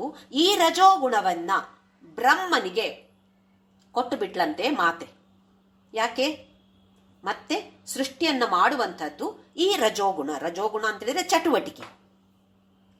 ಬ್ರಹ್ಮನಿಗೆ ಇದನ್ನ ಕೊಟ್ಟು ಬಿಟ್ಲು. ಎರಡನೆಯದಾಗಿ ಜ್ಞಾನಶಕ್ತಿ. ಜ್ಞಾನಶಕ್ತಿಯಿಂದ ಸತ್ವಗುಣ. ಈ ಸತ್ವಗುಣವನ್ನ ವಿಷ್ಣುವಿಗೆ ಕೊಟ್ಟು ಸ್ಥಿತಿಕಾರಕನಾಗು ನೀನು. ಸೃಷ್ಟಿಯನ್ನ ಬ್ರಹ್ಮ ಮಾಡಿದಾನೆ, ಸ್ಥಿತಿಯನ್ನ ನೋಡಿಕೊಳ್ಳುವುದನ್ನ, ಮೇಂಟೆನೆನ್ಸ್ ಅದನ್ನ ನೀನ್ ಮಾಡಬೇಕಾಗಿದೆ ಅಂತ ಹೇಳಿ ಜ್ಞಾನಶಕ್ತಿಯಿಂದ ಉಂಟಾದ ಸತ್ವಗುಣವನ್ನ ವಿಷ್ಣುವಿಗೆ ಕೊಟ್ಟು ಬಿಟ್ಲು. ಇನ್ನು ಕೊನೆಯದಾಗಿ ತಮೋಗುಣ. ಏನು ತಮೋಗುಣ ಅಂತ ಹೇಳಿದ್ರೆ ಹೆಚ್ಚಿನವರಲ್ಲಿ ನಮ್ಮಲ್ಲಿರುವಂಥದ್ದು ಈ ತಮೋಗುಣ. ಆಲಸ್ಯ, ಸೋಮಾರಿತನ. ಇವತ್ತು ಮಾಡಬೇಕಾದ ಕೆಲಸವನ್ನ ನಾಳೆ ಮಾಡುವ, ತೊಂದರೆ ಇಲ್ಲಪ್ಪ, ಇದೇನಿಗೆ ಅರ್ಜೆಂಟ್ ಏನಿದೆ, ಏನು ಪರವಾಗಿಲ್ಲ, ನಾಳೆ ಮಾಡಿದ್ರೆ ಸಾಕು, ನಾಳೆ ಮತ್ತೆ ನಮಗೆ ಗಣೇಶನ ಮದುವೆ ಹಾಗೆ ನಾಳೆ ನಾಳೆ ನಾಳೆ ಅಂತೇಳಿ. ಯಾವುದಕ್ಕೆ? ಈ ತರದ ಒಳ್ಳೆಯ ಕೆಲಸಕ್ಕೆ. ತಿನ್ನೋದು, ನಿದ್ದೆ ಮಾಡೋದು ನಾಳೆ ಅಂತ ಹೇಳ್ತೀವ? ಇಲ್ಲ, ಈಗಲೇ ಬೇಕು, ಇವತ್ತೇ ಬೇಕು ಅಲ್ವೇ? ತಮೋಗುಣ ಅಂತ ಹೇಳಿದ್ರೆ ಈ ತರದ ಸೋಮಾರಿತನ, ಆಲಸ್ಯ ಅಥವಾ ಒಂದು ತರದ ಹಠಮಾರಿತನ ಎಲ್ಲ ಇರುವಂತಹದ್ದು ತಮೋಗುಣ ಪ್ರಧಾನವಾಗಿದ್ದವರಿಗೆ. ಈ ತಮೋಗುಣವನ್ನ ಶಿವನಿಗೆ ಕೊಡ್ತಾಳೆ. ಇದು ಇಚ್ಛಾಶಕ್ತಿಯಿಂದ ಬಂದಿರುವಂತಹ ಗುಣ. ಯಾಕೆ? ಮತ್ತೆ ನಾಶ ಮಾಡೋದಿಕ್ಕೆ ಆ ರುದ್ರ ಕಾರಣನಾಗ್ತಾನೆ. ಹಾಗಾಗಿ ಪುನಃ ಸೃಷ್ಟುಂ ದೇವಾನ್ ದ್ರುಹಿಣ ಹರಿ ರುದ್ರಾನ್ ಉಪರತಾನ್ ರಜಃ ಸತ್ವಂ ಬಿಭ್ರತ್. ಮೊದಲಲ್ಲಿ ದ್ರುಹಿಣ, ಹರಿ, ರುದ್ರ ಅಂತ ಹೇಳಿದ್ದಕ್ಕೆ ಇಲ್ಲಿಗೆ ರಜ, ಸತ್ವ, ತಮ, ಈ 3 ಗುಣಗಳನ್ನ ಅವರಿಗೆ ಸರಿಯಾಗಿ ಅವರವರಿಗೆ ಕೊಟ್ಟು ಮತ್ತೆ ಸೃಷ್ಟಿಯ ಕಾರ್ಯಕ್ರಮವನ್ನ ನೀನು ಮಾಡ್ತಾ ಇದೆಯಾ ಅವರ ಮೂಲಕ. ನೀನು ಅಂದ್ರೆ ನೀನಾಗಿಯೇ ಮಾಡ್ತಾ ಇಲ್ಲ, ಆದ್ರೆ ಅವರ ಮೂಲಕ ನೀನು ಮಾಡಿಸ್ತಾ ಇದೆಯಾ. ಒಟ್ಟಾರೆ ಚಟುವಟಿಕೆ ನಡಿಬೇಕು, ಸೃಷ್ಟಿ ಕಾರ್ಯ ನಡಿಬೇಕು, ಸ್ಥಿತಿ ಕಾರ್ಯ ನಡಿಬೇಕು, ಹಾಗೆ ಲಯ ಕಾರ್ಯವೂ ನಡಿಬೇಕಾಗಿದೆ. ಇದೆಲ್ಲವನ್ನು ನೀನು ನಿನ್ನ 3 ಕಣ್ಣುಗಳ ಮೂಲಕ, ನಿನ್ನ ಬಲದ ಕಣ್ಣು ಇದು ಕೆಂಪು ಬಣ್ಣವನ್ನ ಸೂಚಿಸುತ್ತೆ, ಇದು ಎಡದ್ದು ಬಿಳಿ ಬಣ್ಣವನ್ನ ಸೂಚಿಸುತ್ತೆ, ಮಧ್ಯದ್ದು ನೀಲಿ ಬಣ್ಣ ಅಂತ ಹೇಳಿದ್ರೆ ಮೋಡ, ನಾವೇನು ಘನಶ್ಯಾಮ ಅಂತ ಹೇಳ್ತೀವಲ್ಲ ಆ ಬಣ್ಣ. ಅದಕ್ಕೆ ವಿಭಕ್ತ ತ್ರೈವರ್ಣ್ಯ ಅಂತ ಹೇಳಿದ್ರು. ಕೆಂಪು, ಬಿಳಿ, ಕಪ್ಪು ಹೇಳ್ಬೋದು, ಅಥವಾ ದಟ್ಟ ನೀಲಿ. ಹಾಗೆ ಕೆಂಪು ಅಂತ ಹೇಳಿದ್ರು ರಜೋಗುಣ, ಬಿಳಿ ಅಂತ ಹೇಳುದು ಸತ್ವಗುಣ, ನೀಲಿ ಅಥವಾ ಕಪ್ಪು ಅಂತ ಹೇಳುದು ತಮೋಗುಣ. ಹಾಗೆ ಕೆಂಪು ಅಂತ ಹೇಳೋದು ನಮ್ಮ ಕ್ರಿಯಾಶಕ್ತಿಯನ್ನು ಸೂಚಿಸುತ್ತೆ. ಬಿಳಿ ಅಂತ ಹೇಳೋದು ಜ್ಞಾನಶಕ್ತಿಯನ್ನು ಸೂಚಿಸುತ್ತೆ. ಕಪ್ಪು ಇಚ್ಛಾಶಕ್ತಿಯನ್ನ ಸೂಚಿಸುವಂಥದ್ದು. ಇಲ್ಲಿ ಆದಿಶಂಕರಾಚಾರ್ಯರು ಎಲ್ಲ ದೇವಾನುದೇವತೆಗಳು ಕೂಡ ನಿನ್ನಿಂದಲೇ ಬಂದಿರುವಂಥದ್ದು, ನೀನೇ ಅವರಿಗೆಲ್ಲ ಡಿಸ್ಟ್ರಿಬ್ಯೂಟ್ ಮಾಡಿ ಕೊಟ್ಟಿರುವಂಥದ್ದು. ಈ ಕಾರ್ಯ ನಿನ್ಗೆ, ಈ ಕಾರ್ಯ ನಿನ್ಗೆ ಅಂತ ಕೊಟ್ಟಿರುವವಳು ನೀನೇ. ಹಾಗಾದ್ರೆ ನೀನೇ CEO, ಚೀಫ್ ಎಕ್ಸಿಕ್ಯೂಟಿವ್ ಆಫೀಸರ್ ನೀನೇ ಅಂತ ಹೇಳಿ ಆದಿಶಂಕರಾಚಾರ್ಯರು ಇಲ್ಲಿ ಅವಳನ್ನ ಹೊಗಳ್ತಾ ಇದ್ದಾರೆ. ಮುಂದಿನ ಶ್ಲೋಕ 54ನೇ ಶ್ಲೋಕ. ಕರ್ತುಂ ನಗ ಪಶುಪತಿ ಪರಾಧೀನ ಹೃದಯೇ ದಯಾಮಿತ್ರೈ ನೇತ್ರೈಃ ಅರುಣಧವಲ ಶ್ಯಾಮ ರುಚಿಭಿಃ ನ ದಶೋಣೋ ಗಂಗಾ ತಪನತನಯೇತಿ ಧ್ರುವಮಮುಂ ತ್ರಯಾಣಾಂ ತೀರ್ಥಾನಾಂ ಉಪನಯಸಿ ಸಂಭೇದಮನಘಂ. ನಹ ಪವಿತ್ರೀಕರ್ತುಂ, ನಮ್ಮೆಲ್ಲರನ್ನು ಪವಿತ್ರಗೊಳಿಸಲಿ. ತನೋತುಂ ಕ್ಷೇಮಂ ನಹ, ನಮಗೆ ಕ್ಷೇಮವನ್ನ ಉಂಟು ಮಾಡಲಿ. ಧುನೋತು ದ್ವಾಂತಂ ನಹ, ನಮ್ಮೆಲ್ಲರಲ್ಲಿರುವಂತಹ ಅಜ್ಞಾನ ಅಂತ ಹೇಳುವ ಅಂಧಕಾರವನ್ನ ಹೋಗಲಾಡಿಸಲಿ. ಒಂದೊಂದು ಅಂಗ ಒಂದೊಂದನ್ನು ಮಾಡಲಿ ಅಂತ ಆದಿಶಂಕರಾಚಾರ್ಯರು ಪ್ರಾರ್ಥನೆ ಮಾಡ್ತಾ ಇದ್ದಾರೆ. ಪವಿತ್ರೀಕರ್ತುಂ ನಹ, ನಹ ಅಂತ ಹೇಳಿದ್ರೆ ನಮ್ಮನ್ನು ಪವಿತ್ರವಾಗಿ ಮಾಡಲಿ. ಪಶುಪತಿ ಪರಾಧೀನ ಹೃದಯ, ಇವಳು ಪರಾಧೀನಳಂತೆ. ಪರಾಧೀನ ಅಂತಂದ್ರೆ ಬೇರೆಯವರ ಅಧೀನಕ್ಕೆ ತನ್ನನ್ನ ಬಿಟ್ಟು ಕೊಟ್ಟಿದ್ದಾಳೆ. ಯಾರಿಗೆ? ಬೇರೆಯವರಿಗಲ್ಲ, ಪಶುಪತಿಗೆ. ಗಂಡನಾದ ಪಶುಪತಿಗೆ ತನ್ನೆಲ್ಲವನ್ನು ಬಿಟ್ಟು ಕೊಟ್ಟಿದ್ದಾಳೆ ಅಥವಾ ಶರಣಾಗಿದ್ದಾಳೆ. ನಾವು ಶರಣಾಗ್ತೇವೆ ಅಲ್ವಾ? ನೋಡಿ, ಆಫೀಸ್ನಲ್ಲಿ ಕೆಲಸ ಆಗಬೇಕು ಅಂತ ಇದ್ರೆ ನಮ್ಮಲ್ಲಿ ಕನ್ನಡದಲ್ಲಿ ಇದೆಲ್ಲ ಕಾರ್ಯವಾಸಿ ಕತ್ತೆ ಕಾಲು ಕಟ್ಟು ಅಂತ ಹೇಳಿ. ಕೆಲಸ ಆಗಬೇಕು, ಆ ಕತ್ತೆಯ ಕಾಲಿಡಿಯೋಕ್ಕೂ ನಾವು ರೆಡಿ ಇದ್ದೇವೆ.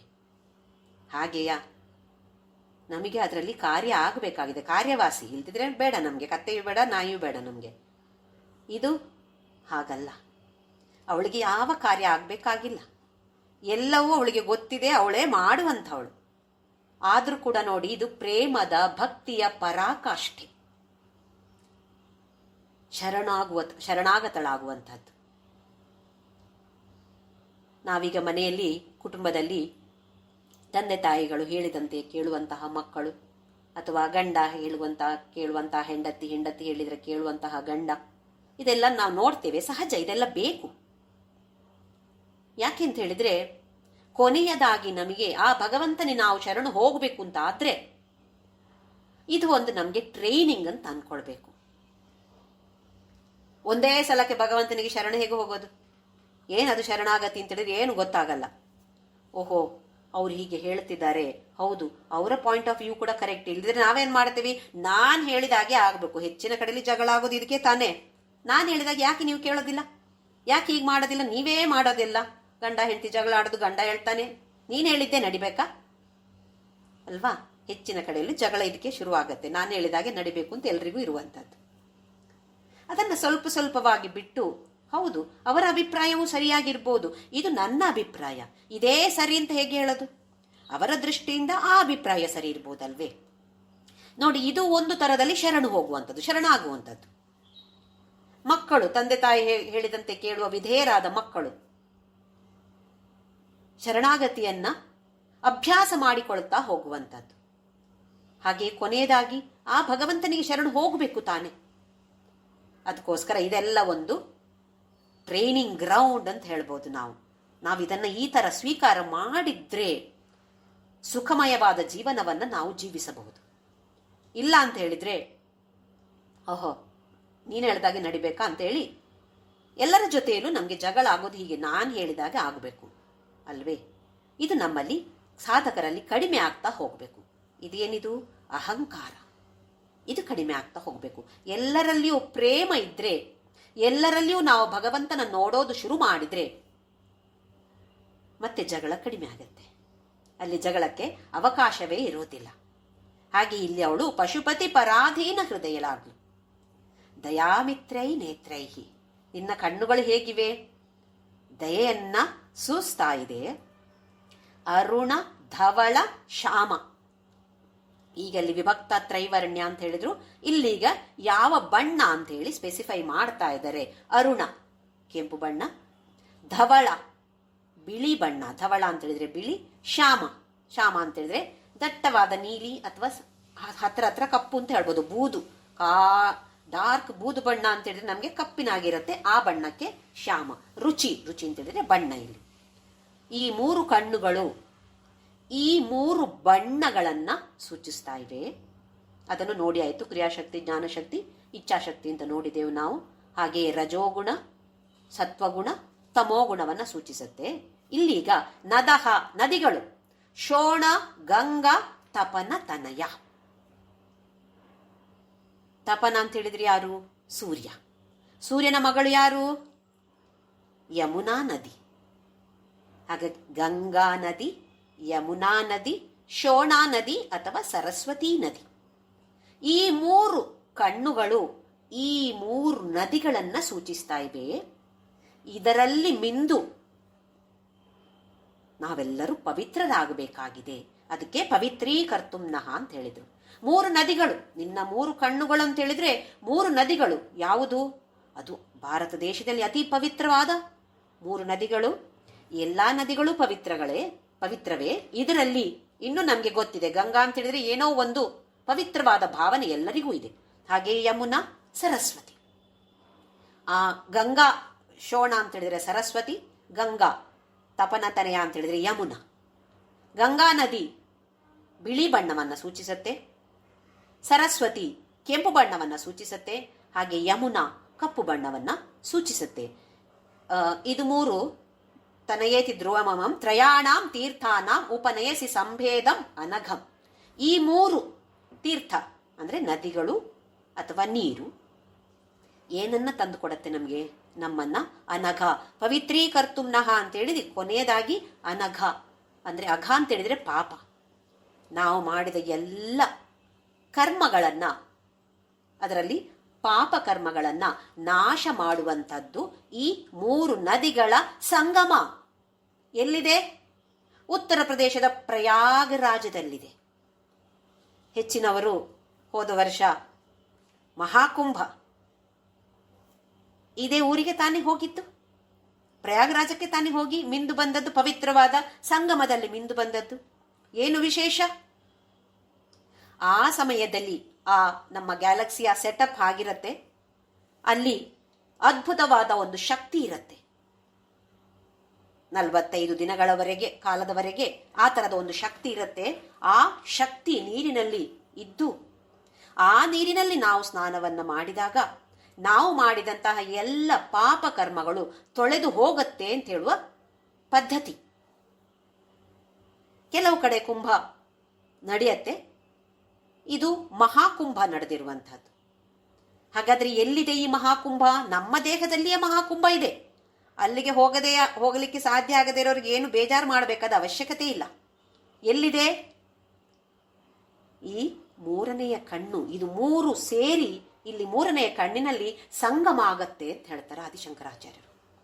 ತ್ರಯಾಣಾಂ ತೀರ್ಥಾನಾಂ ಉಪನಯಸಿ ಸಂಭೇದಂ ಅನಘಂ. ನೋಡೋಕೆ ಹೀಗಿದ್ರೂ ಕೂಡ, ಬೇರೆ ಬೇರೆ ಆಗಿದ್ರೂ ಕೂಡ ಇದರೆಲ್ಲ ಮೂರು ನದಿಗಳ ಅಥವಾ ಮೂರು ಕಣ್ಣುಗಳ ಸಂಗಮ ಆಗುವಂತದ್ದು ಈ ಆಜ್ಞಾಚಕ್ರದಲ್ಲಿ. ಹಾಗಾಗಿ ಈಗ ಕೂಡ ನಾವು ಈ ದರ್ಶನವನ್ನ ಮಾಡಬಹುದು. ಕಣ್ಣುಗಳನ್ನು ಮುಚ್ಚಿ ಆಜ್ಞಾಚಕ್ರದಲ್ಲಿ ದೃಷ್ಟಿಯನ್ನ ಕೇಂದ್ರೀಕರಿಸಿಕೊಂಡು ಈ ಗಂಗಾ, ಯಮುನಾ ನದಿ, ಈ ಮೂರು ನದಿಗಳ ಸಂಗಮ ಆಗ್ತಾ ಇದೆ ನನ್ನ ಆಜ್ಞಾಚಕ್ರದಲ್ಲಿ. ಇದರಲ್ಲಿ ನಾನು ಮಿಂದು ನನ್ನ ಮಾಡಿರುವಂತಹ ಎಲ್ಲ ಪಾಪ ಕರ್ಮಗಳ ನಾಶವನ್ನ ತಾಯಿ ಮಾಡ್ತಿದ್ದಾಳೆ. ನಾನು ಪವಿತ್ರಳಾಗ್ತಾ ಇದ್ದೇನೆ. ಪವಿತ್ರೀಕರ್ತುಮ್ನಃ ಅಂತ ಹೇಳಿದ್ರು. ನಾನು ಪವಿತ್ರಳಾಗ್ತಾ ಇದ್ದೇನೆ ಅಂತ ಹೇಳುವ ಭಾವನೆಯನ್ನ ನಾವು ನಮ್ಮಲ್ಲೇ ಉಂಟು ಮಾಡಿಕೊಳ್ಬೇಕು. ಆಮೇಲೆ ಅದಾಗತ್ತೆ. ಸಂಗಮಕ್ಕೆ ಹೋಗದೇ ಇದ್ರೇನು? ಅದೇ ಸಂಗಮ ಇಲ್ಲಿದ್ದಾಗ ಬೇರೆಲ್ಲಿಗೆ ಹೋಗುವ ಅವಶ್ಯಕತೆಯೂ ಇಲ್ಲ. ಆದರೆ ಆ ಮನಸ್ಸನ್ನು ಕೇಂದ್ರೀಕರಿಸಿಕೊಳ್ಳುವಂತಹ, ಈ ಒಂದು ವಿಚಾರವನ್ನು ಊಹಿಸುವಂತಹ ಶಕ್ತಿ ಬೇಕು. ಒಂದು ಕ್ಷಣಕ್ಕಾದರೂ ಕೂಡ. ತುಂಬ ಹೊತ್ತು ಬಹುಶಃ ಮಾಡಲಿಕ್ಕೆ ಸಾಧ್ಯ ಇಲ್ಲದೆ ಇರ್ಬೋದು, ಆದರೂ ಪರವಾಗಿಲ್ಲ. ಹೋದವರಿಗೆ ಇನ್ನೂ ಸುಲಭ. ಅಲ್ಲಿ ಹೋಗಿ ನಾನು ಮಿಂದಿದ್ದೇನೆ, ಆ ಒಂದು ನೆನಪು ಅವಿಸ್ಮರಣೀಯ ನೆನಪದು. ಅದನ್ನು ಈಗ ಮತ್ತೆ ಮತ್ತೆ ಮೆಲುಕು ಹಾಕಿಕೊಂಡು ನನ್ನ ಆಜ್ಞಾಚಕ್ರದಲ್ಲಿ ಇದು ನಡೀತಾ ಇದೆ. ಪ್ರಯಾಗರಾಜ ಅಂತ ಹೇಳೋದು ಎಲ್ಲೋ ಬೇರೆ ಊರಲ್ಲ, ನನ್ನ ಆಜ್ಞಾಚಕ್ರದಲ್ಲಿಯೇ ಇರುವಂತಹ ಈ ಮಹಾಕುಂಭದಲ್ಲಿ ನಾನು ದಿನನಿತ್ಯ ಮಿಂದು ಪವಿತ್ರಳಾಗ್ತೇನೆ ಅಂತ ಹೇಳುವ ಭಾವನೆಯನ್ನು ನಾವು ಬೆಳೆಸಿಕೊಳ್ಳೋಣ. ಮುಂದಿನ ಶ್ಲೋಕ 55ನೇ ಶ್ಲೋಕ. ನಿಮೇಷೋನ್ಮೇಷಾಭ್ಯಾಂ ಪ್ರಲಯ ಮುದಯಂ ಯಾತಿ ಜಗತಿ ತವೇತ್ಯಾಹು ಸಂತೋ ಧರಣಿಧರ ರಾಜನ್ಯತನಯೇ ತ್ವದುನ್ಮೇಷಾಜ್ಜಾತಂ ಜಗದಿದಮಶೇಷಂ ಪ್ರಲಯತಃ ಪರಿತ್ರಾತುಂ ಶಂಕೆ ಪರಿಹೃತ ನಿಮೇಷಾಸ್ತವ ದೃಶಃ. ಧರಣಿಧರ ರಾಜನ್ಯತನಯೇ, ಮತ್ತೆ ಪರ್ವತ ರಾಜನ ಪುತ್ರಿ ನೀನು. ನಿಮೇಷ ಉನ್ಮೇಷ, ನಾವಿದನ್ನ ಲಲಿತಾ ಸಹಸ್ರನಾಮದಲ್ಲಿಯೂ ಹೇಳ್ತೀವಿ. ಉನ್ಮೇಷ ನಿಮಿಷೋತ್ಪನ್ನ ಸಹಸ್ರ ಭುವನಾವಲಿ ಅಂತೇಳಿ ಅವಳನ್ನು ಸ್ತುತಿಸ್ತೇವೆ. ಏನು ಹಾಗೆಂದ್ರೆ, ನಿಮೇಷ ಅಂತ ಹೇಳಿದ್ರೆ ಕಣ್ಣನ್ನು ಮುಚ್ಚುವಂಥದ್ದು. ನಾವೀಗ ಕಣ್ಣು ಮುಚ್ಚುತ್ತಾ ಇರ್ತೇವೆ, ಕಣ್ಣು ಮುಚ್ಚುತ್ತೇವೆ, ತೆರಿತೇವೆ. ಕಣ್ಣು ಮುಚ್ಚುವಂಥ ಚಟುವಟಿಕೆಗೆ ಹೆಸರು ನಿಮೇಷ. ಉನ್ಮೇಷ ಅಂತ ಹೇಳಿದ್ರೆ ತೆರೆದುಕೊಳ್ಳುವಂಥದ್ದು. ಮತ್ತೆ ಆಗಾಗ ಮಾಡ್ತಾ ಇರ್ತೇವೆ, ಕಣ್ಣು ರೆಪ್ಪೆ ಹೀಗೆ ಮಾಡ್ತಾ ಇರ್ತೇವೆ ಅಲ್ವಾ, ಅದನ್ನೇ ಕಣ್ಣು ಮುಚ್ಚಿಕೊಂಡ್ರೆ ನಿಮೇಷ, ಕಣ್ಣು ತೆರೆದಾಗ ಉನ್ಮೇಷ ಆಗುವಂಥದ್ದು. ಏನಾಗತ್ತೆ ನಿಮೇಷ ಅಂತ ಹೇಳಿದ್ರೆ ಪ್ರಲಯಂ. ಜಗನ್ಮಾತೆ ಹತ್ರ ಹೇಳ್ತಿರುವಂಥದ್ದು ಆದಿಶಂಕರಾಚಾರ್ಯರು, ನೀನು ಕಣ್ಣು ಮುಚ್ಚಿದಾಗ ನಿನ್ನ ನಿಮೇಷ ಚಟುವಟಿಕೆ ಅಂತ ಹೇಳಿದ್ರೆ ಜಗತ್ತು ಪ್ರಲಯ. ಉನ್ಮೇಷ ಅಂತ ಹೇಳಿದ್ರೆ ಉದಯ. ಪ್ರಲಯಂ ಉದಯಂ. ಕಣ್ಣು ಮುಚ್ಚಿದಾಗ ಪ್ರಲಯ, ನೀನು ಮತ್ತೆ ಕಣ್ಣು ತೆರೆದಾಗ ಉದಯ ಆಗತ್ತೆ ಅಥವಾ ಮತ್ತೆ ಸೃಷ್ಟಿ ಆಗತ್ತೆ. ಯಾತಿ ಜಗತಿ, ಯಾರ್ದು? ಜಗತ್ತಿದೆ. ನೋಡಿ, ನಾವು ಕಣ್ಣು ಮುಚ್ಚಿದ್ರೆ, ಈಗ ಒಂದು ಸ್ವಲ್ಪ ಹೊತ್ತು ಕಣ್ಣು ಮುಚ್ಚುತ್ತೇವೆ ಅಂತ ಅನ್ಕೊಳ್ಳಿ, ನಮಗೆ ಪ್ರಪಂಚ ಕಾಣಿಸತ್ತಾ? ಪ್ರಪಂಚ ಇದೆ ಅಲ್ಲಿ, ಇಲ್ಲ ಅಂತಲ್ಲ, ಆದರೆ ನಮಗೆ ಪ್ರಪಂಚ ಇಲ್ಲ. ಯಾಕೆ? ಕಣ್ಣು ಮುಚ್ಚಿದ್ದೇವೆ. ನಿದ್ದೆಯಲ್ಲಿದ್ದಾಗ, ಗಾಢ ನಿದ್ದೆಯಲ್ಲಿದ್ದಾಗ ಯಾವ ಇಂದ್ರಿಯವೂ ಕೆಲಸ ಮಾಡೋದಿಲ್ಲ. ಜಗತ್ತು ನಮ್ಮ ಪಾಲಿಗೆ ಜಗತ್ತು ಇಲ್ಲ. ಅದೇ ಕಣ್ಣು ತೆರೆದಾದ್ಮೇಲೆ, ಬೆಳಿಗ್ಗೆ ಎದ್ದಾದ್ಮೇಲೆ ಎಲ್ಲ ಮತ್ತೆ ನಮ್ಮ ತೊಂದರೆಗಳು, ಕಷ್ಟಗಳು ಎಲ್ಲ ಮತ್ತೆ ನಮ್ಮ ಜೊತೆಗೆ ಎದ್ದು ಬಿಡ್ತು. ಕಣ್ಣು ತೆರೆದಾಗ ಮತ್ತೆ ಪ್ರಪಂಚ, ಕಣ್ಣು ಮುಚ್ಚಿದಾಗ ಪ್ರಪಂಚ ಇಲ್ಲ. ಅವಳಿಗೆ ಹೇಗೆ ಅಂತ ಹೇಳಿದ್ರೆ, ಅವಳು ಕಣ್ಣು ಮುಚ್ಚಿದಾಗ ಪ್ರಪಂಚದ ಪ್ರಲಯ, ಕಣ್ಣು ತೆರೆದಾಗ ಪ್ರಪಂಚದ ಉದಯ ಅಥವಾ ಪ್ರಪಂಚದ ಸೃಷ್ಟಿ. ಜಗತ್ತಿಗೆ ಯಾತಿ, ಜಗತ್ತಿಗೆ ಹೀಗಾಗತ್ತೆ. ತವೇತ್ಯಾಹು ಸಂತೋ ಅಂತ ಹೇಳಿದ್ರೆ ಸಂತರು ಹೀಗೆ ಹೇಳ್ತಾರೆ. ಆಹುಹು ಅಂತ ಹೇಳಿದ್ರೆ ಹೀಗೆ ಹೇಳ್ತಾರೆ ಅವರು. ಆದಿಶಂಕರಾಚಾರ್ಯ ಹೇಳುವಂಥದ್ದು, ಸಂತರೆಲ್ಲ ಹೀಗೆ ಹೇಳ್ತಿದಾರಮ್ಮ, ನೀನು ಕಣ್ಣು ಮುಚ್ಚಿದಾಗ ಪ್ರಲಯ ಆಗತ್ತೆ, ಕಣ್ಣು ತೆರೆದಾಗ ಮತ್ತೆ ಉದಯ ಆಗತ್ತೆ. ಅಂದ್ರೆ ಸನ್ರೈಸ್ ಅಂತಲ್ಲ, ಪ್ರಪಂಚದ ಉದಯ, ಸೃಷ್ಟಿ ಆಗತ್ತೆ. ತ್ವದುನ್ಮೇಷ ಜಾತಂ ಜಗದಿದ ಅಶೇಷಂ ಪ್ರಲಯತಃ, ನಿನ್ನ ಕಣ್ಣು ತೆರೆಯುವಿಕೆಯಿಂದ ಆಗಿದಂತಹ ಈ ಜಗತ್ತು ಬಂದಿರುವಂತಹ ಜಾತಂ, ಜಾತ ಅಂತ ಹೇಳಿದ್ರೆ ಹುಟ್ಟಿರುವಂತಹ, ಸುಜಾತ ಉತ್ತಮವಾದ ಜನ್ಮ. ಉನ್ಮೇಷ ಜಾತಂ, ನೀನು ಕಣ್ಣು ತೆರೆದಾಗ ಸೃಷ್ಟಿಯಾಗಿರುವಂತಹ ಈ ಜಗತ್ತು ಅಶೇಷಂ ಪ್ರಲಯತಃ ಪರಿತ್ರಾತುಂ, ಮತ್ತೆ ನೀನು ಕಣ್ಣು ಮುಚ್ಚಿದ್ರೆ ನಾಶ ಆಗ್ಬಿಡತ್ತೆ. ಅದಕ್ಕೋಸ್ಕರ ಅದರನ್ನ ಹಾಗಾಗದೇ ಇರೋದಿಕ್ಕೆ ಶಂಕೆ ನಾನು ಅನ್ಕೊಳ್ತಾ ಇದ್ದೇನೆ. ಪರಿಹೃತ ನಿಮೇಷ ತವ ದೃಶಃ,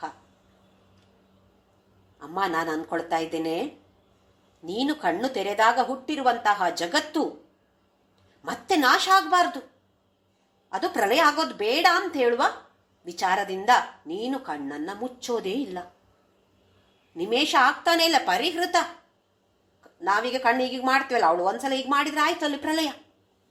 ಅಬ್ಬಬ್ಬ, ಅದಕ್ಕೋಸ್ಕರ ನೀನು ಕಣ್ಣನ್ನ ಮುಚ್ಚುತ್ತಾನೇ ಇಲ್ಲ ಅಂತ ನಾನು ಹೀಗೆ ಆಲೋಚನೆ ಮಾಡ್ತಾ ಇದ್ದೇನೆ ಅಂತ ಹೇಳ್ತಿದ್ದಾರೆ ಆದಿಶಂಕರಾಚಾರ್ಯರು. ಇದರಲ್ಲಿ ಸತಿ ಮತ್ತೆ ಪಾರ್ವತಿ. ಸತಿ ಅಂತ ಹೇಳೋದು ಇಬ್ರು ಕೂಡ ಶಿವನ ಹೆಂಡತಿಯರೇ. ಸತಿ ಅಂತ ಹೇಳೋದು ನಿಷ್ಕ್ರಿಯ ತತ್ವವನ್ನ ಸೂಚಿಸುತ್ತೆ, ಪಾರ್ವತಿ ಕ್ರಿಯಾತ್ಮಕವಾದ ತತ್ವವನ್ನ ಸೂಚಿಸುವಂತಹದ್ದು. ಸತಿಯ ಬಗ್ಗೆ ನಮಗೆ ಕತೆ ಗೊತ್ತಿದೆ. ದಾಕ್ಷಾಯಣಿ ತಂದೆ ಮನೆಗೆ ದಕ್ಷ ಮಾಡುವಂತಹ ಯಜ್ಞ ಯಾಗಗಳಿಗೆ ಆಮಂತ್ರಣವಿಲ್ಲದೆ ಹೋಗಿ ಅಲ್ಲಿ ಅಪಮಾನವನ್ನ ತಡೆದುಕೊಳ್ಳಿಕ್ಕೆ ಆಗದೆ ಅವಳು ಬೆಂಕಿಯಲ್ಲಿ ಹಾರ್ತಾಳೆ. ಶಿವನಿಗೆ ಸಿಟ್ಟು ಬಂದು ಅವಳ ದೇಹವನ್ನ ಎತ್ತಿಕೊಂಡು ತಿರುಗಾಡ್ತಿರ್ತಾನೆ, ಸಿಟ್ಟಿನಲ್ಲಿ ತಿರುಗಾಡ್ತಾನೆ. ಯಾಕೆ? ಸತಿ ಇಲ್ಲ ಅಂತ ಆದ್ರೆ ಮತ್ತೆ ಅಲ್ಲಿ ಪ್ರಪಂಚ ಪ್ರಲಯ ಆಗಕ್ಕೆ ಶುರುವಾಗತ್ತೆ. ಅಷ್ಟು ಸ್ವಲ್ಪ ಕೆಲವು ಕ್ಷಣದಲ್ಲಿಯೇ ಅಲ್ಲೋಲ ಕಲ್ಲೋಲವಾಯ್ತಂತೆ ಪ್ರಪಂಚ. ನಿಷ್ಕ್ರಿಯರಾಗ್ತಾರೆ. ಆ ಸತಿ ತನ್ನನ್ನ ದಶವಿದ್ಯಾ ಆಗಿ ಬದಲಾವಣೆ ಮಾಡಿಕೊಂಡ್ಳು. ಆಮೇಲೆ ನಮ್ಗೆಲ್ರಿಗೂ ಗೊತ್ತಿದೆ, ಪಾರ್ವತಿ ಹಿಮವಂತನ ಪರ್ವತರಾಜನ ಮಗಳಾಗಿ ಹುಟ್ಟಿ ತಪಸ್ಸನ್ನ ಆಚರಿಸಿ ಮತ್ತೆ ಶಿವನನ್ನ ಗಂಡನಾಗಿ ಪಡೆದುಕೊಳ್ತಾಳೆ. ಈ ಚಟುವಟಿಕೆಗೆಲ್ಲ ಕಾರಣವಾಗಿರುವಂಥದ್ದು ಈ ಕ್ರಿಯಾತ್ಮಕವಾದ ತತ್ವ ಪಾರ್ವತಿ. ಈ ಶ್ಲೋಕದಲ್ಲಿ ನಾವು ವಿಶ್ವಸಾಕ್ಷಿಣಿ ಸಾಕ್ಷಿವರ್ಜಿತ ಅಂತ ಹೇಳಿ ನಾವು ಲಲಿತಾ ಸಹಸ್ರನಾಮದಲ್ಲಿ ಹೇಳ್ತೇವೆ. ವಿಶ್ವಕ್ಕೆ ಸಾಕ್ಷಿಣಿ, ಆಮೇಲೆ ಸಾಕ್ಷಿವರ್ಜಿತ. ಅವಳು ಕಣ್ಣು ಮುಚ್ಚಿದಾಗ ಸಾಕ್ಷಿವರ್ಜಿತ, ಇಲ್ಲ ಅಂತ ಹೇಳಿದ್ರೆ ವಿಶ್ವ ಸಾಕ್ಷಿಣಿ. ನಾವು ಜಾಗೃತರಾಗಿರ್ತೇವೆ ಅಂತ ಹೀಗೆ ಹೇಳಿದ್ವಿ ನಾವು. ಹಾಗೆಯೇ ಬ್ರಹ್ಮಾಂಡದ ದೃಷ್ಟಿಯಿಂದ ಅವಳು ಕಣ್ಣು ತೆರ್ಕೊಂಡೇ ಇದ್ದಾಳೆ ಅಂತೇಳಿ, ಆದ್ರೆ ಜಾಗೃತವಾಗಿರುವಂತಹ ಸ್ಥಿತಿ. ಇದಕ್ಕೆ ವೈಶ್ವಾನರ ಅಂತ ಹೆಸರು. ವಿಶ್ವರೂಪ ಜಾಗರಣಿ, ವೈಶ್ವಾನರ ಅಥವಾ ವಿಶ್ವರೂಪ ಅಂತ ಹೆಸರು. ಸ್ವಪಂತಿ, ತೈಜಸಾತ್ಮಿಕ, ಇದು ನಾವು ನೋಡಿದ್ದೇವೆ. ಅವಳು ಸೃಷ್ಟಿ ಮಾಡಿರುವಂತಹ ಈ ಪ್ರಪಂಚ ನಾಶ ಆಗಬಾರ್ದು, ಬೇಡ, ಪ್ರಳಯ ಆಗೋದು ಬೇಡ ಅಂತ ಹೇಳುವ ದೃಷ್ಟಿಯಿಂದ ಕಣ್ಣನ್ನ ಮುಚ್ಚದೆ, ಎಷ್ಟು ಕಷ್ಟ ಇದೆ ನೋಡಿ. ಕಣ್ಣು ಮುಚ್ಚದೆ ನಾವು ಕೆಲವೊಂದ್ಸಲ ಆಟ ಆಡ್ತೇವಲ್ಲ, ಹೀಗೆ ನೋಡಿ ಯಾರು ಸೋಲೋದು ಯಾರು ಗೆಲ್ಲೋದು ಅಂತ ಆಟ ಆಡೋದಿಲ್ಲ, ಕಣ್ಣು ಮುಚ್ಚಬಾರ್ದು ಅಂತೇಳಿ. ತುಂಬಾ ಕಷ್ಟ ಇದೆ ಕಣ್ಣು ಮುಚ್ಚದೆ ಇರುವಂತಹದ್ದು. ಇದಕ್ಕೆ ಒಂದು ಕಥೆ ಇದೆ.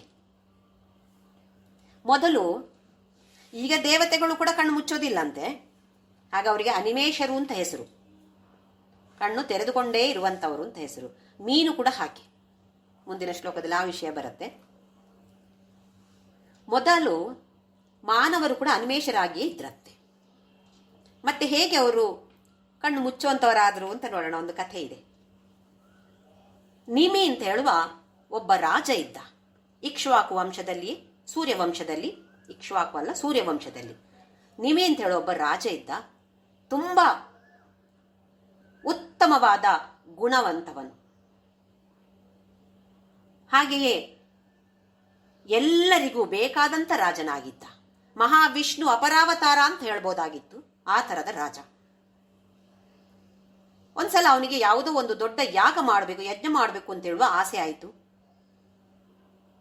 ಎಲ್ಲ ಸಾಮಗ್ರಿಗಳನ್ನ ಸಿದ್ಧ ಮಾಡಿಕೊಂಡ. ಅವನ ಕುಲ ಪುರೋಹಿತರಾದ ವಸಿಷ್ಠ ಮಹಾಮುನಿಯನ್ನ ಕರೆದು ಕೇಳಿಕೊಂಡ, ಬೇಡಿಕೊಂಡ.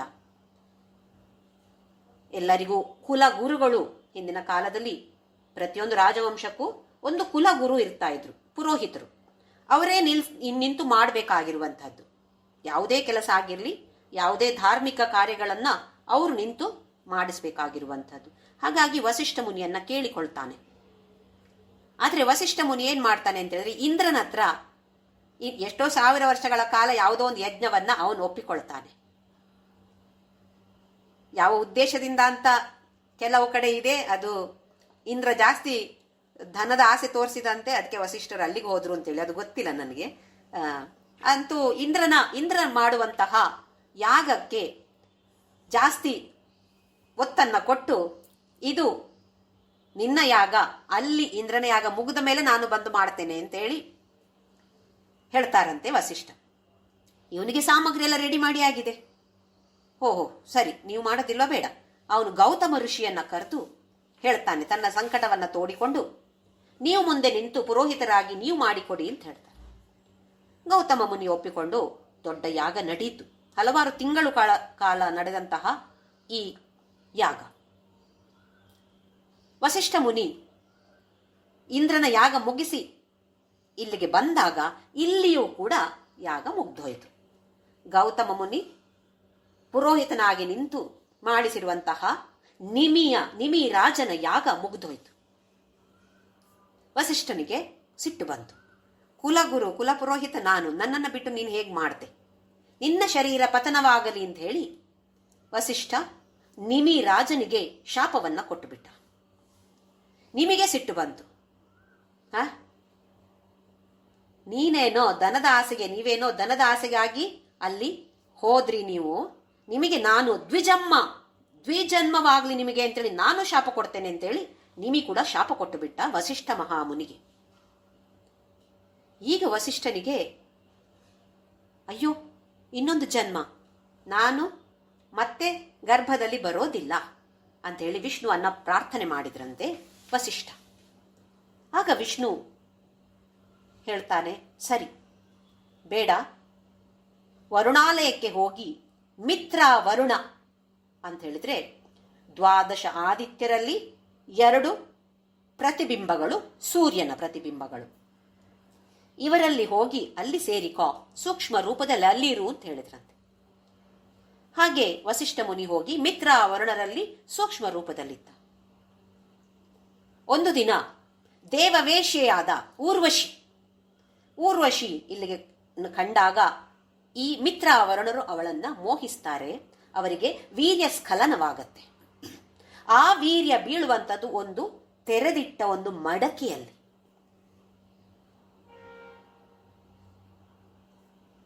ಮೊದಲನೆಯ ವೀರ್ಯ, ಈ ವೀರ್ಯದಿಂದ ಬಂದಂತಹ ಋಷಿ ಮಹಾ ತಪಸ್ವಿ, ಮಹಾಕುಂಭ ಸಂಭವ ಅಂತ ಹೆಸರು. ಇನ್ನೊಂದು ಹೆಸರು ಅಗಸ್ತ್ಯ ಮಹಾಮುನಿ. ಅಗ ಅಂತ ಹೇಳಿದ್ರೆ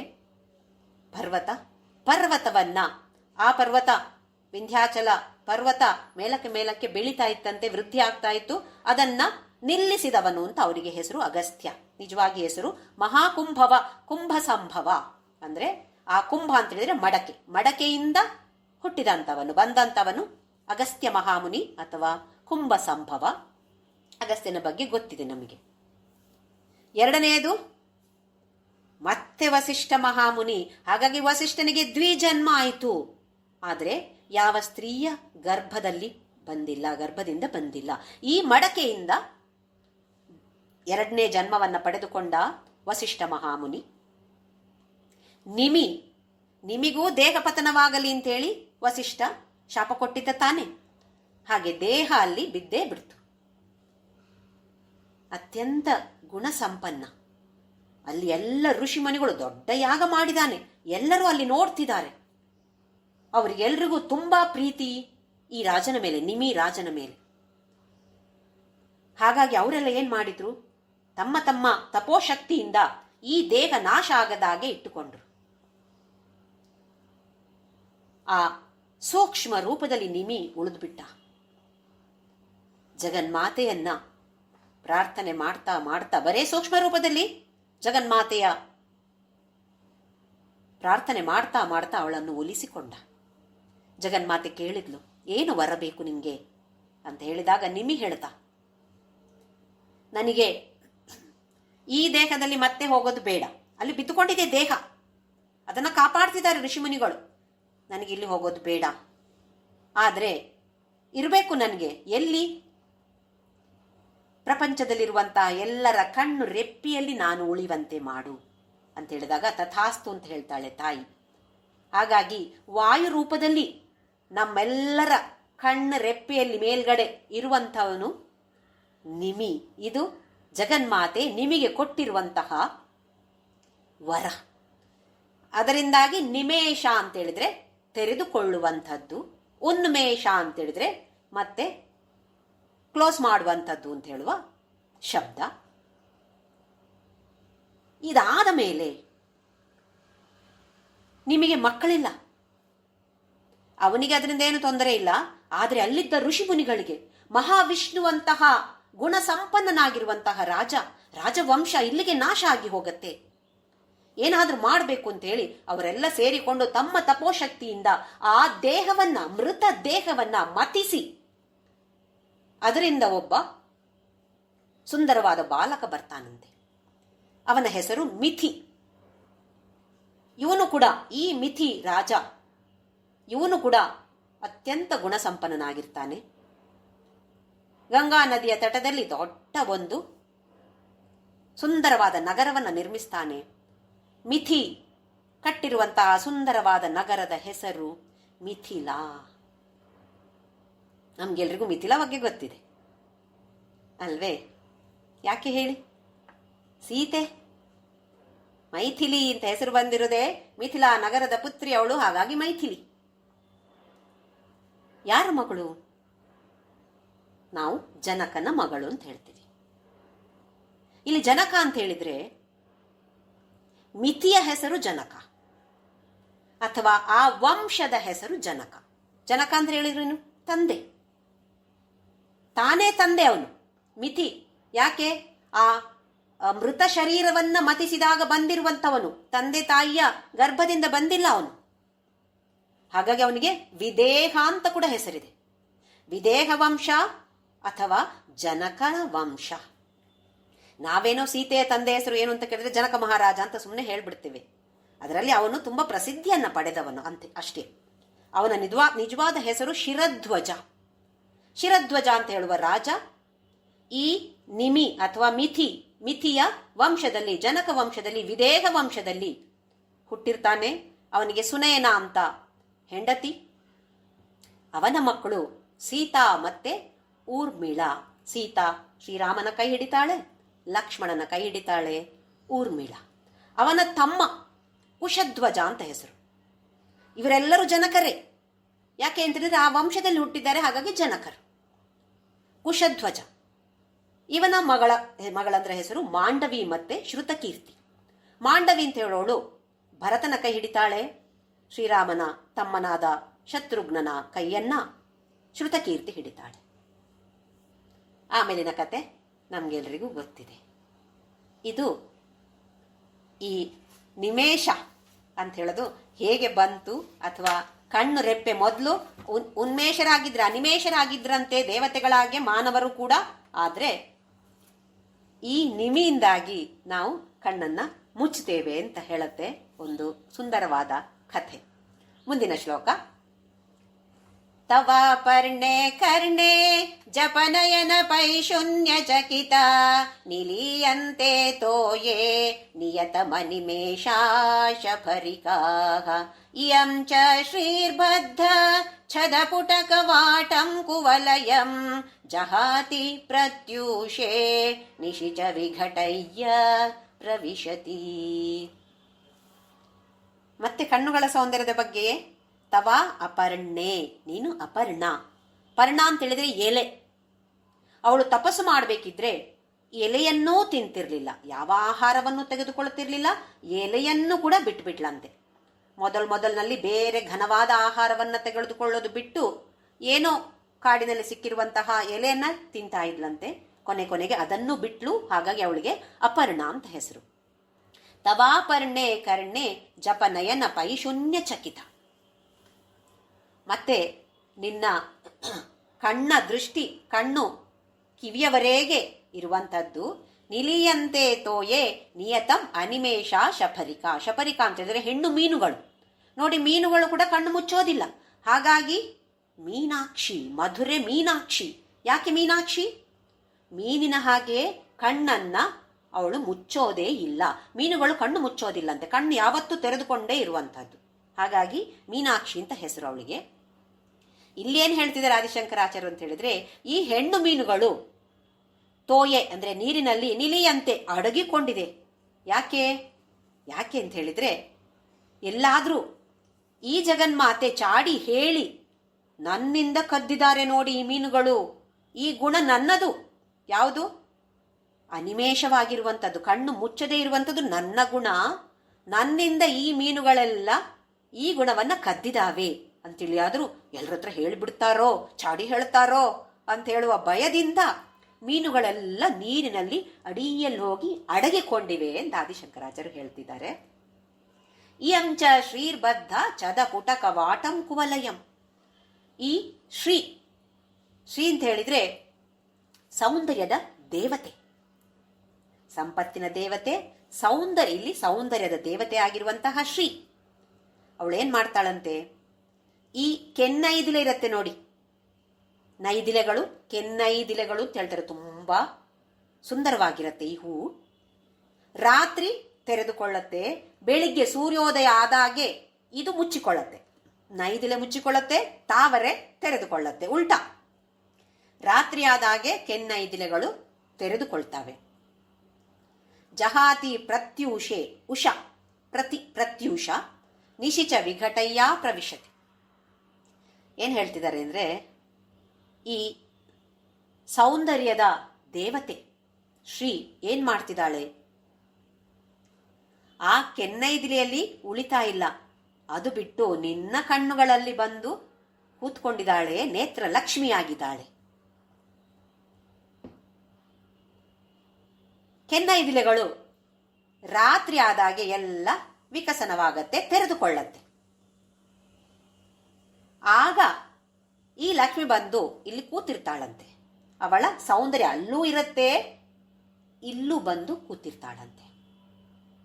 ಮತ್ತೆ ಬೆಳಿಗ್ಗೆ ಆದ ತಕ್ಷಣ ಇದು ಮುಚ್ಚಿ ಹೋಗತ್ತೆ, ಕೆನ್ನೈದಿಲೆಗಳು ಮುಚ್ಚಿ ಹೋಗುತ್ತೆ. ಪ್ರತ್ಯೂಷೆ ಬೆಳಿಗ್ಗೆ ಆದ ತಕ್ಷಣ ಅದನ್ನ ಬಿಟ್ಟು ಬಿಟ್ಟು ಮತ್ತೆ ಈ ಜಗನ್ಮಾತೆಯ ಕಣ್ಣುಗಳಲ್ಲಿ ಬಂದು ಆ ಶ್ರೀ ಅಂತಂದ್ರೆ ಸೌಂದರ್ಯ ದೇವತೆ ಅಲ್ಲಿ ಕೂತ್ಕೊಳ್ತಾಳಂತೆ. ನಿಶಿಚ ವಿಘಟಯ್ಯ ಪ್ರವಿಶತಿ. ಈ ಕೆನ್ನೈದಿಲೆಗಳು ಅಂತ ಹೇಳಿ ನಾವು ಪುರಾಣದ ಕಥೆಗಳಲ್ಲಿ ಕೇಳ್ತೇವೆ ನೋಡಿ, ಓದಿರ್ತೇವೆ. ರಾತ್ರಿ ದೇವತೆಯರು, ಅಪ್ಸರಾಸ್ತ್ರೀಯರು, ಗಂಧರ್ವರು, ಯಕ್ಷ ಕಿನ್ನರರು ಎಲ್ಲ ಎಲ್ಲೆಲ್ಲಿ ಸರೋವರಗಳಿವೆಯೋ ಅಲ್ಲಿ ಎಲ್ಲ ಬಂದು ಜಲಕ್ರೀಡೆ ಆಡ್ತಾರಂತೆ. ಆಡಿ ಸಂತೋಷದಿಂದ ವಿಹಾರವನ್ನ ಮಾಡಿ ಇನ್ನು ಬೆಳಿಗ್ಗೆ ಇನ್ನೇನು ಆಗಬೇಕಷ್ಟೇ, ಆ ಸಮಯದಲ್ಲಿ ಪ್ರತ್ಯೂಷದ ಸಮಯದಲ್ಲಿ ಉಷಾ ಅಂತ ಹೇಳಿದ್ರೆ ಬೆಳಗ್ಗಿನ ಕಿರಣಗಳು, ಅದುವೇ ತುಂಬಾ ಅದ್ಭುತವಾದದ್ದು ಪ್ರತ್ಯೂಷ. ಆ ಸಮಯದಲ್ಲಿ ಇನ್ನೇನು ಕೆನ್ನೈದಿಲೆಗಳು ಮುಚ್ಚಬೇಕು, ಅದಕ್ಕಿಂತ ಮೊದಲು ಈ ಕೆನ್ನೈದಿಲೆಗಳನ್ನು ತೆಗೆದುಕೊಂಡು ಹೋಗಿ ಸರೋವರಗಳ ಅಕ್ಕಪಕ್ಕದಲ್ಲಿದ್ದಂತಹ ಶಿವಲಿಂಗ, ಶಿವನ ಆರಾಧನೆಯನ್ನ ಈ ಕೆನ್ನೈದಿಗಳ ಮೂಲಕ ಮಾಡಿ ಮತ್ತೆ ಆ ಜಾಗವನ್ನ ಅವರೆಲ್ಲರೂ ಖಾಲಿ ಮಾಡ್ತಾರಂತೆ. ಅಂದ್ರೆ ಏನು, ಮತ್ತೆ ಈ ಸೌಂದರ್ಯವೆಲ್ಲವೂ ಕೂಡ ಶಿವನಿಗೆ ಅರ್ಪಣೆ ಆಗತ್ತೆ ಅಂತ ಅರ್ಥ. ಹೂಗಳನ್ನು ನಾವು ಅರ್ಪಣೆ ಮಾಡ್ತೇವೆ ಅಂದ್ರೆ ಏನರ್ಥ, ನಮ್ಮ ಪ್ರೇಮವನ್ನ, ಯಾವುದೇ ಒಂದು ದಾಸವಾಳ ಹೂ ಇರ್ಬೋದು, ಅಥವಾ ಒಂದು ಗುಲಾಬಿ ಹೂ ಇರ್ಬೋದು, ಮಲ್ಲಿಗೆ ಹೂ ಇರ್ಬೋದು, ನಾವು ಭಗವಂತನಿಗೆ ಅದನ್ನ ಏರಿಸುವಾಗ, ಅರ್ಚಿಸುವಾಗ ಅದು ಹೂವು ಅಂತ ಹೇಳುವ ಭಾವನೆ ಇರಬಾರ್ದು. ಇದು ನನ್ನ ಪ್ರೇಮದ ಪ್ರತೀಕ, ಈ ಹೂವಿನ ಮೂಲಕ ನನ್ನ ಪ್ರೇಮವನ್ನ ನಾನು ನಿನಗೆ ಅರ್ಪಣೆಯನ್ನ ಮಾಡ್ತಾ ಇದ್ದೇನೆ, ಶರಣಾಗತಳಾಗ್ತೇನೆ ಅಂತ ಹೇಳುವ ಭಾವನೆಯಿಂದ ನಾವು ಅರ್ಚನೆ ಮಾಡಬೇಕಾಗಿದೆ. ಆದಿಶಂಕರಾಚಾರ್ಯರ ಊಹನೆಗಳು ಅಂತ ಹೇಳಿದ್ರೆ ಅತಿ ವಿಶೇಷವಾದದ್ದು. ಹೆಚ್ಚಿನ ಕವಿಗಳು ಹಾಗೆ ಇರ್ತಾರೆ. ಇದರಲ್ಲಿ ಇವರು ಬರೇ ಕವಿ ಅಂತ ಹೇಳಿದ್ರೆ ಕವನವನ್ನ ರಚಿಸುವಂತಹ ಕವಿ ಮಾತ್ರ ಅಲ್ಲ. ಕವಿ ಅಂತ ಹೇಳಿದ್ರೆ ಭಕ್ತರು ಅಂತ ಅರ್ಥ ಇದೆ, ಕವಿ ಅಂತ ಹೇಳಿದ್ರೆ ವಿದ್ವಾಂಸರು ಅಂತ ಹೇಳಿ ಅರ್ಥ ಇದೆ, ಕವಿ ಅಂತ ಹೇಳಿದ್ರೆ ಜ್ಞಾನಿ ಅಂತ ಹೇಳುವ ಅರ್ಥ ಇದೆ. ಎಂತಹ ಜ್ಞಾನಿಯಾಗಿದ್ರೂ ಕೂಡ ಆದಿಶಂಕರಾಚಾರ್ಯರು ಭಕ್ತಿಯ ಪ್ರೇಮದ ಪರಾಕಾಷ್ಠೆಯನ್ನಲ್ಲಿ ತೋರಿಸ್ತಾ ಇದ್ದಾರೆ.